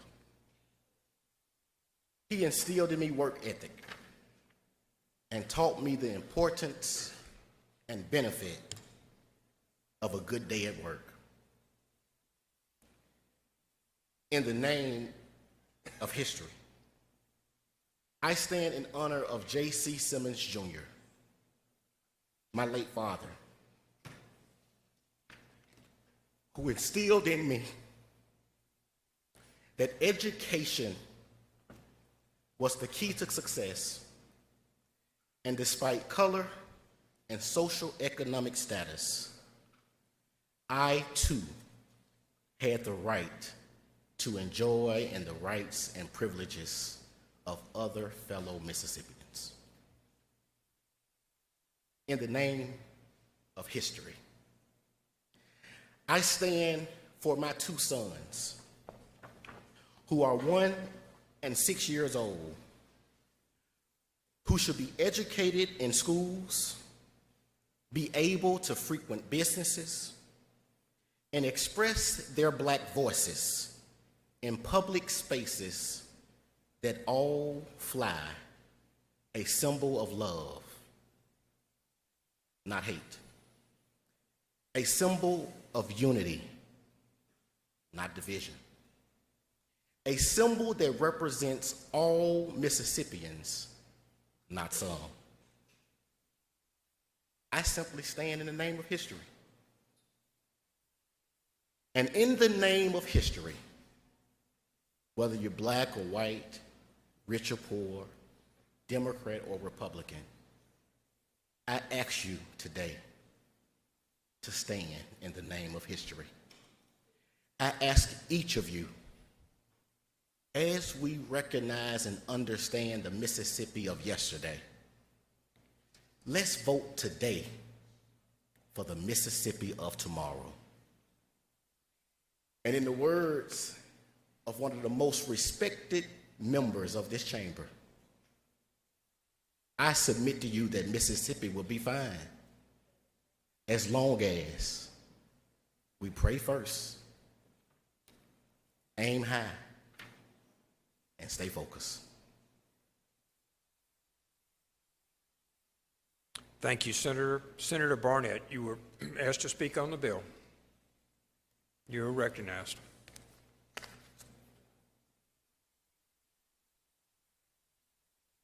Thank you, Mr. President, and to this great body. I had originally thought about speaking from a speech that was delivered by the late Dr. Martin Luther King, Jr. As a matter of fact, it was from his last speech that he gave before he was assassinated. But the more I hear those who are for this bill that we have before us today, and those who have spoken against this bill that we had today, I thought it would be befitting that I spoke from one instead of Dr. King. In 1990, not even at the legal age yet, because we all know that the legal age is 21 for a man in this country. I was deployed to Iraq during Desert Storm and Desert Storm to help the people of Kuwait to be liberated. I went with individuals who did not look like me. I went with individuals who lived other places around this country. We all took an oath that we would defend the United States of America, under one flag. But as a young African American man, that still troubled me, because the state that I so loved at that time still had something that did not unify us. So today I stand with all of those who stood with me then and ask you all to ask yourself the question: how long will we stand and say that we are a United States of America, but a ununited state of Mississippi? The question today before all of us is that now we can say that we are not only a United States of America, but a United State of Mississippi. Thank you.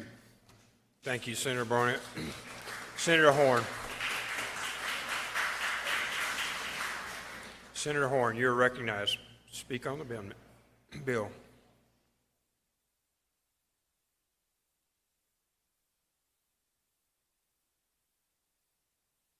Thank you, Mr. President.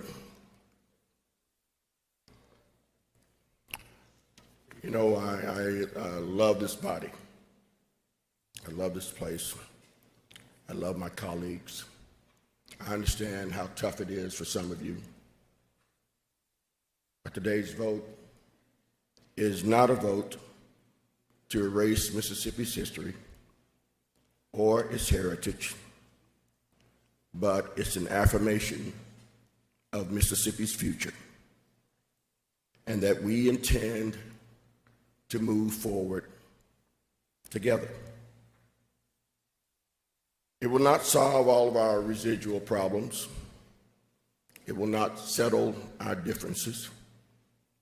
We're not waving a magic wand in the belief that racial conflict, poverty, health disparities, violence, or economic strife will miraculously disappear. It is a big step, however, in the journey that we are on to recognize everybody's God-given humanity and self-worth in this world, and in the acknowledgement that we are all in this thing together, meaning that we must hang together when it comes to what this state stands for. I look forward to the coming days of dialogue and discovery, of communication and compassion, of progress and persistence, contemplation and, yes, struggle, as we rethink what it means to be a Mississippian and how we can make this place that we call home the best place in the world to live, to work, and to play. It has been said that a politician thinks about the next election. A statesman thinks about the next generation. Ladies and gentlemen, this is one of those moments. Thank you, Senator Horn. Senator McMahon, you're recognized to speak.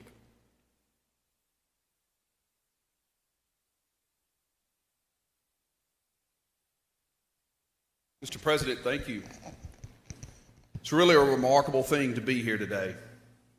Men, women, black, white, Democrats, Republicans, people from all generations here. And it's really an honor to be here to represent the people of the 6th District. 29 years ago, I worked my way through college as a janitor. I don't mean I was a porter or a custodian, I was a janitor. I cleaned the toilets, waxed the floors, and cut the grass.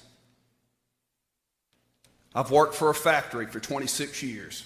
I'm just an everyday regular guy. Don't let this suit fool you. And for just a moment, let's talk about generations and what the flag means to different generations.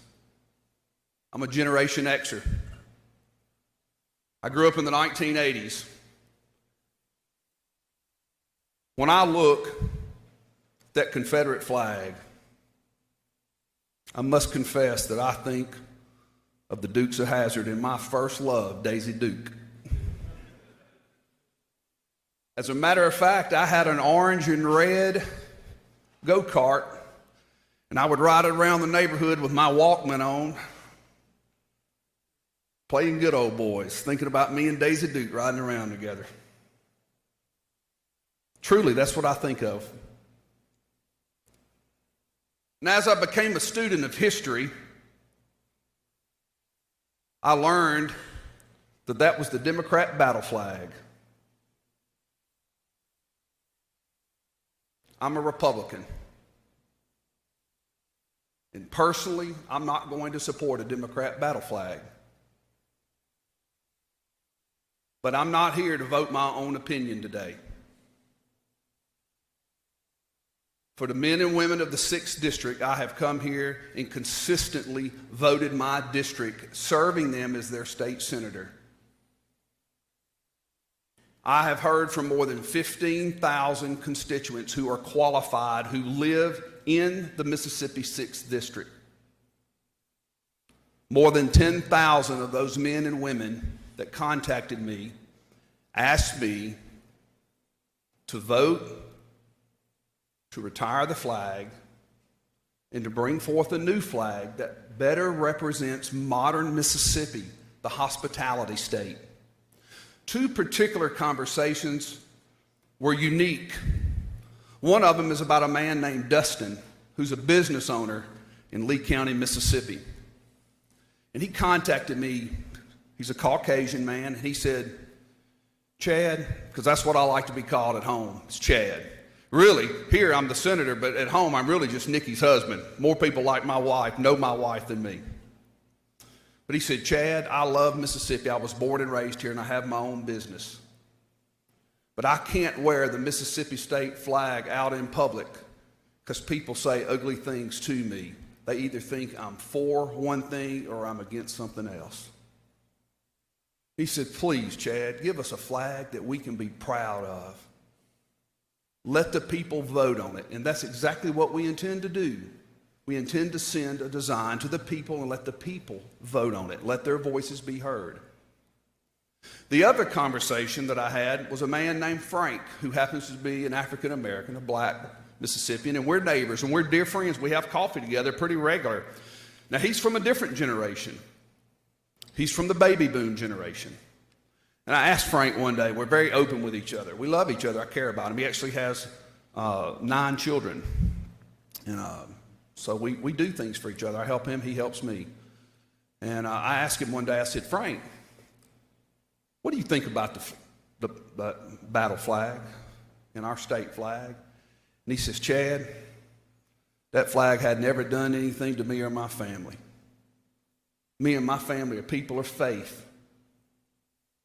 And we've always tried to live at peace with all men. He says, but I want to ask you something since you asked me the question. Would that flag mean very much to you, or would it might be offensive to you if it had chains on it or a hammer and sickle?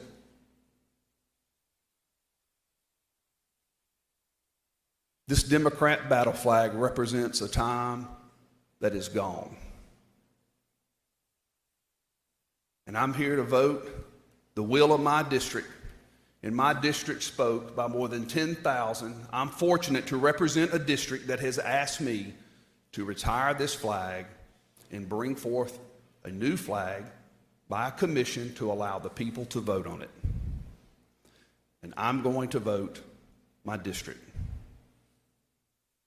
And I encourage each of you to vote your district. I was not pressured or coerced in any way.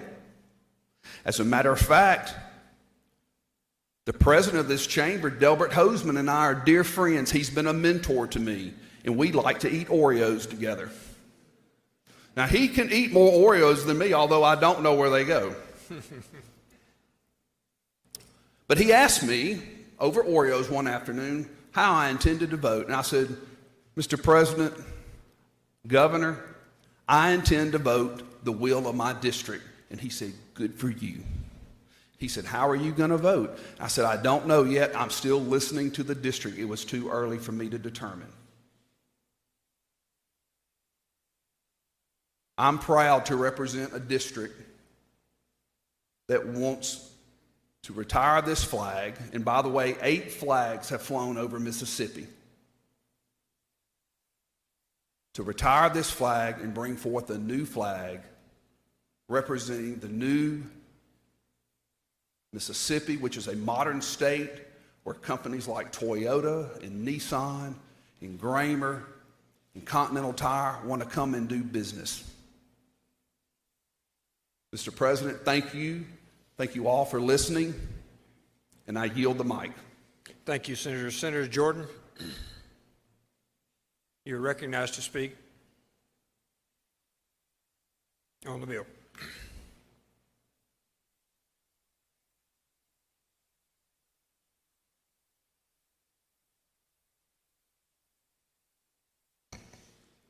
To my colleagues of this great body, all of us represent more than 50,000 people of different races.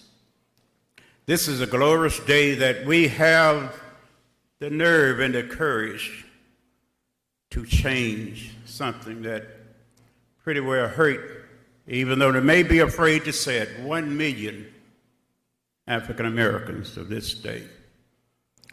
A symbol that, let me back up. Back in World War II, I had a brother to fight in World War II back in the 40s.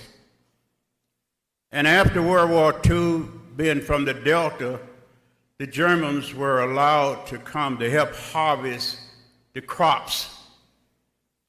And at the time where I was a little boy working, they built a new restaurant. My older brother said, well, I want to go over to the back door. That's the only door they would allow you to come to get a hamburger. As he approached the back door, there were 3 Germans in there that he had helped to defeat, had POW written on their jeans, prison of war. Here was a man who fought to help us win that war against Germany, and they were in there eating, and he could not get a sandwich from the back door. I say that to say this. It is time for the 3 million people of this state to come together and make our state a great state. We have great potentials. We have the 2 best museums in this country that shows the history. But sometimes it's been rough for people came up in my generation. So this is a glorious day because we have a potential to do what is right and what is just for all 3 million of us, and we can be successful at doing it, and the sky won't fall. So let's pass this because it's the right thing to do. We cannot continue to stumble into the backward. We lost the war.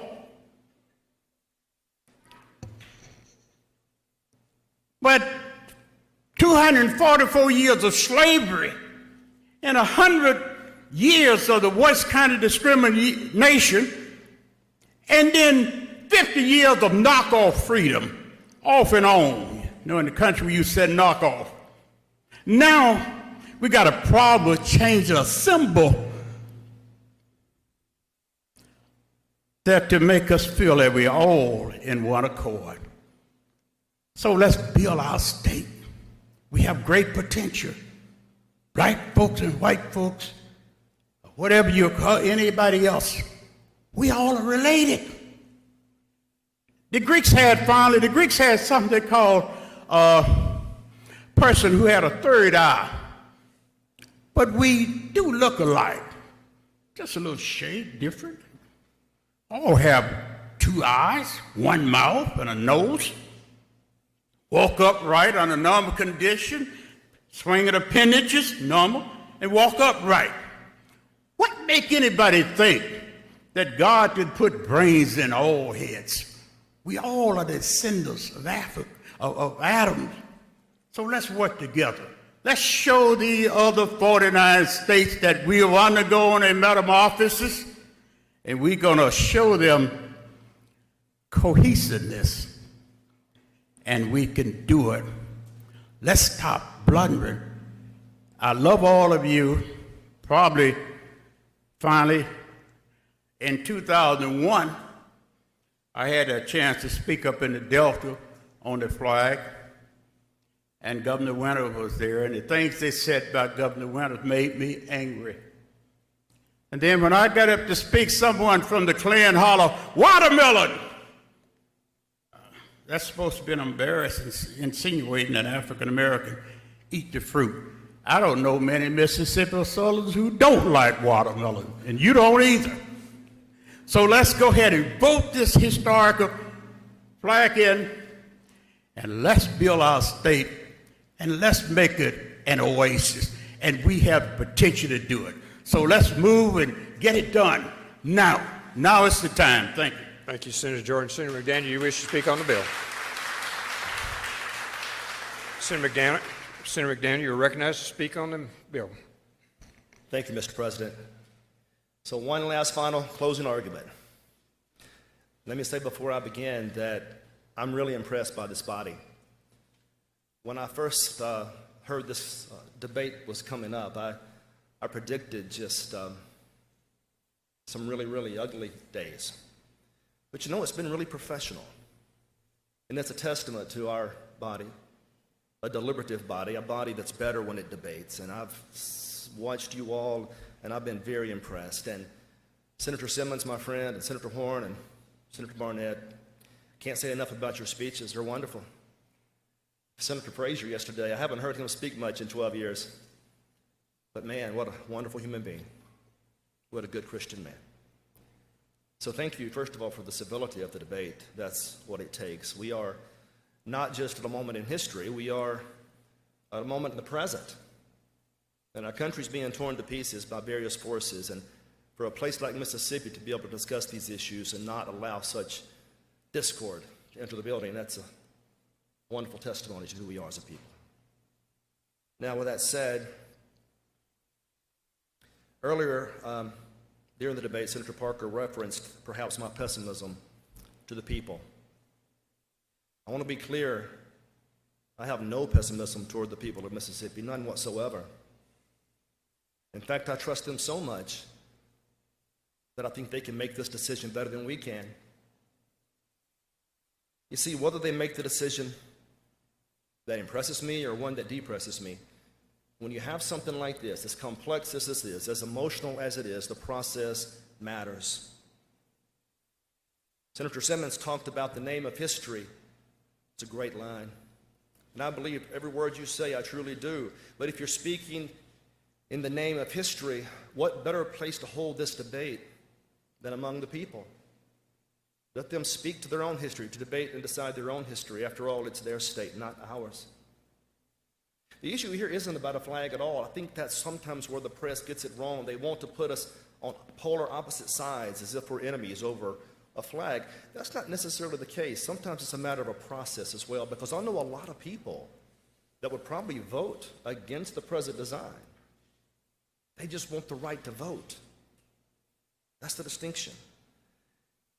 Now, let me explain at least why I believe that people are so angry, because we've been told this is a moment of unity, but I checked social media last night and I didn't see very much unity. They're angry in large part because they feel like they don't have a voice. And they feel like they don't have a voice in the middle of a really interesting time in our country's history.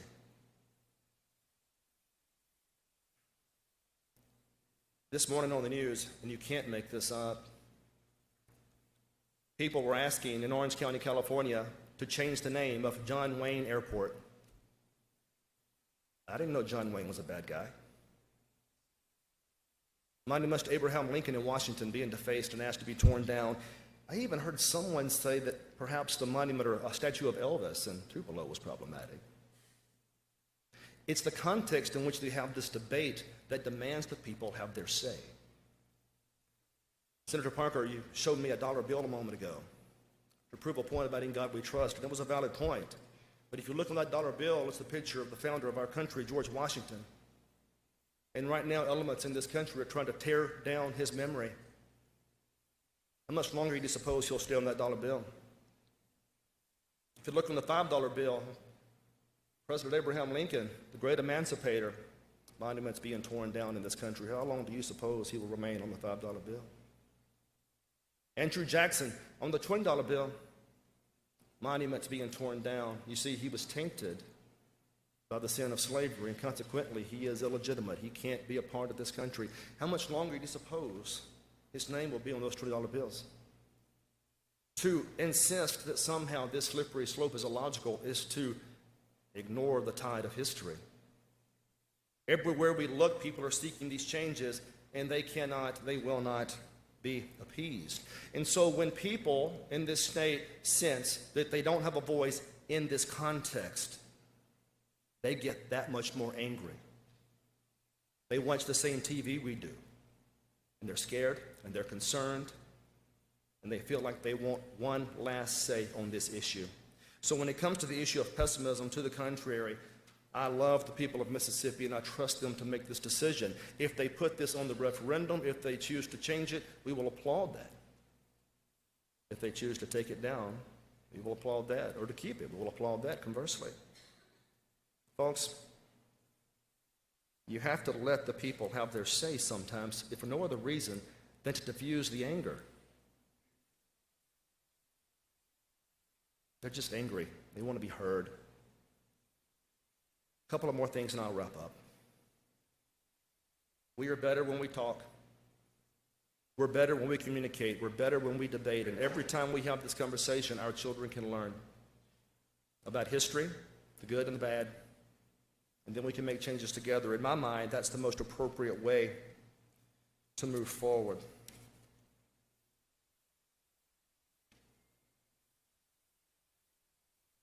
Thomas Jefferson is one of my favorite founding fathers. And I suppose now that I've said that, in 15 years, that will disqualify me from holding office. He had such faith in the American people. He was a flawed man. He made huge mistakes, but he would always talk about the rights of the people. I'm paraphrasing, but he has a great quote about trusting the people. He says, if you don't trust the people, your job is not to take away their power. It's to inform their discretion. I feel like we're taking away their power. It just doesn't feel right. My position is if we let them vote, they'll come to the right conclusion because we'll hear arguments the way we heard them today from wonderful human beings that have persuasive and compelling cases. And if the change is made in that manner, I believe it's a more well-adjusted change, a change that people can live with. That's my position. I appreciate your time. It's been a great debate. I've had a good time with you guys this year, so that's all I have to say. I would ask that you, obviously, vote against this bill. Let's move it to a referendum. Thank you. Thank you, Senator McDaniel. Senator Hobson. You're recognized to close, Senator Hobson. Thank you, Mr. President. And I agree with Senator McDaniel in the sense that I have great admiration for the way that you've handled yourself today. Many things have been said, and I can tell that these things are coming from your heart, and you know this is an important issue. I got to tell you this. I was emboldened as I walked in here today because I happened to look down at my phone, and of course, we've all been getting tons of texts and tweets and Facebook posts and all kind of stuff. But shortly before I came in here, I happened to look at a text, and I saw, you know how on your screen you look down and you see a name, and I saw the name of a guy in my district that I know, and I know him well, an old friend. And I saw it and said, oh gosh, he's going to be blasting me for voting on this to change his flag. And his message was short, and he said, I'm very proud that you are representing me, and I'm so proud of the way that y'all have handled this measure, and go get them, something to that effect. And I thought, here's the guy that I thought was about to tell me that I have made a bad decision, and he's telling me what a good decision this is. And I was so emboldened when I walked in here because I know there are a lot of people in our districts, there are a lot of people around the state of Mississippi that deep down in their hearts, they know this is the time for Mississippi to make the change. They know it's time, and they elect us to make those hard decisions, and we're making those tough decisions today. And I'm going to go to my grave knowing that I stood up here with you, all of you, to make the kind of tough decisions that are going to make our state better. Say what you want, but the decision that you make today will make our state a better place to be. I have seen this, I don't know who created it, but y'all have seen this sticker. It's time. It is time for us to take the bold step, face the prevailing winds, face the difficulties and the challenges that you may have to face, and stand up, and let's move Mississippi in a different direction. It started yesterday. We in the legislature can finish this job right here and right now, and I encourage you to vote by use of the afternoon roll call to adopt House Bill 1796. Thank you, Mr. President. Senator has moved for use of the afternoon roll call. Does anyone object to the procedure? Pardon me? Roll call. Mr. Clerk, will you call the roll, please? Barnett, Blackman, Blackwell, Blunt, Boyd, Branning, Bryan, Butler, Carter, Kaufman, Chazanall, Chisholm, DeBar, Delano. Doty. England. Fillingham. Frazier. Harkins. Hill. Hobson. Horn. Jackson of the 15th. Jackson of the 11th. Jackson of the 32nd. Johnson. Jordan. Kirby. McCaw. McDaniel. McClendon. McMahon. Michelle. Moran. Norwood. Parker. Parks. Pope. Seymour. Simmons of the 12th. Simmons of the 13th. Sojourner. Sparks. Suber. Tate. Thomas. Thompson. Turner Ford. Whaley. Wiggins. Witherspoon. Younger.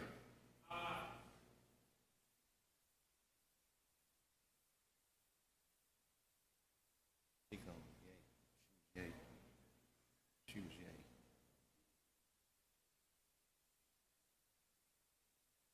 Parks. Simmons of the 13th. Sparks. Suber.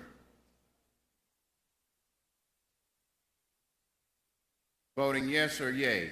Barnett, Blackman, Blackwell, Blunt, Boyd, Bryan, Butler, Carter, DeBar, Delano, Doty, England, Frazier, Harkins, Hobson, Horn, Jackson of the 15th, Jackson of the 11th, Jackson of the 32nd, Johnson, Jordan, Kirby, McMahon, Michelle, Moran, Norwood, Parker, Pope, Simmons of the 12th, Simmons of the 13th, Suber, Thomas, Thompson, Turner Ford, Wiggins, Witherspoon, Younger. Voting no or nay. Brannon, Kaufman, Chazanall, Chisholm, Fillingham, Hill, McCawn, McDaniel, McClendon, Seymour, Sojourner, Sparks, Tate, and Whaley.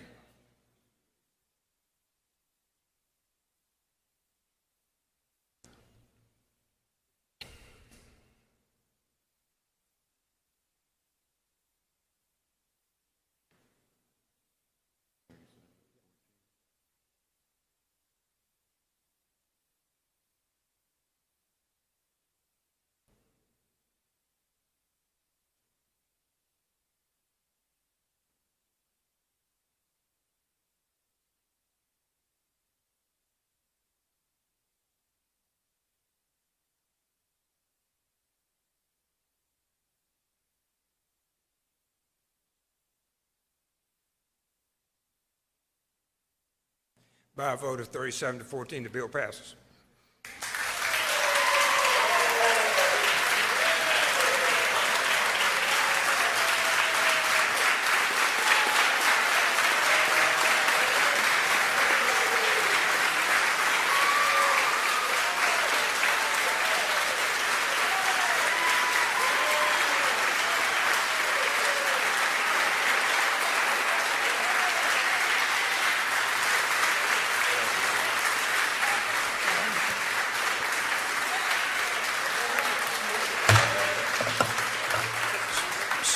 Senator Hobson, you're recognized. Thank you, Mr. President. I move for immediate release. Senator moves for immediate release. Seeing no objection, immediate release is granted. Senator Polk, you're recognized.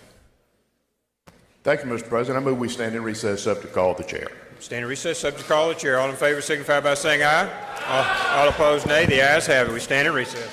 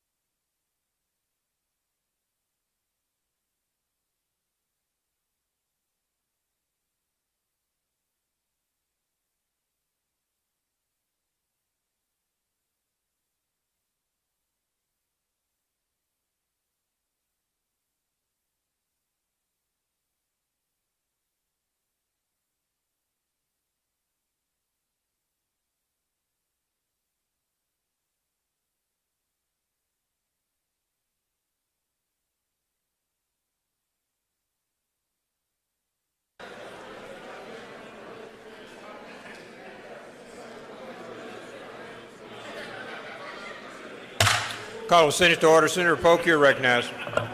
Thank you, Mr. President. I move the Senate stand in recess until 6:15 p.m. this evening or until the last conference report is filed, at which time the Journal will reflect that we're adjourned until 9 a.m. tomorrow. 6:15. Journal will reflect until 9 a.m. in the morning. All in favor signify by saying aye. All opposed, nay. The ayes have it.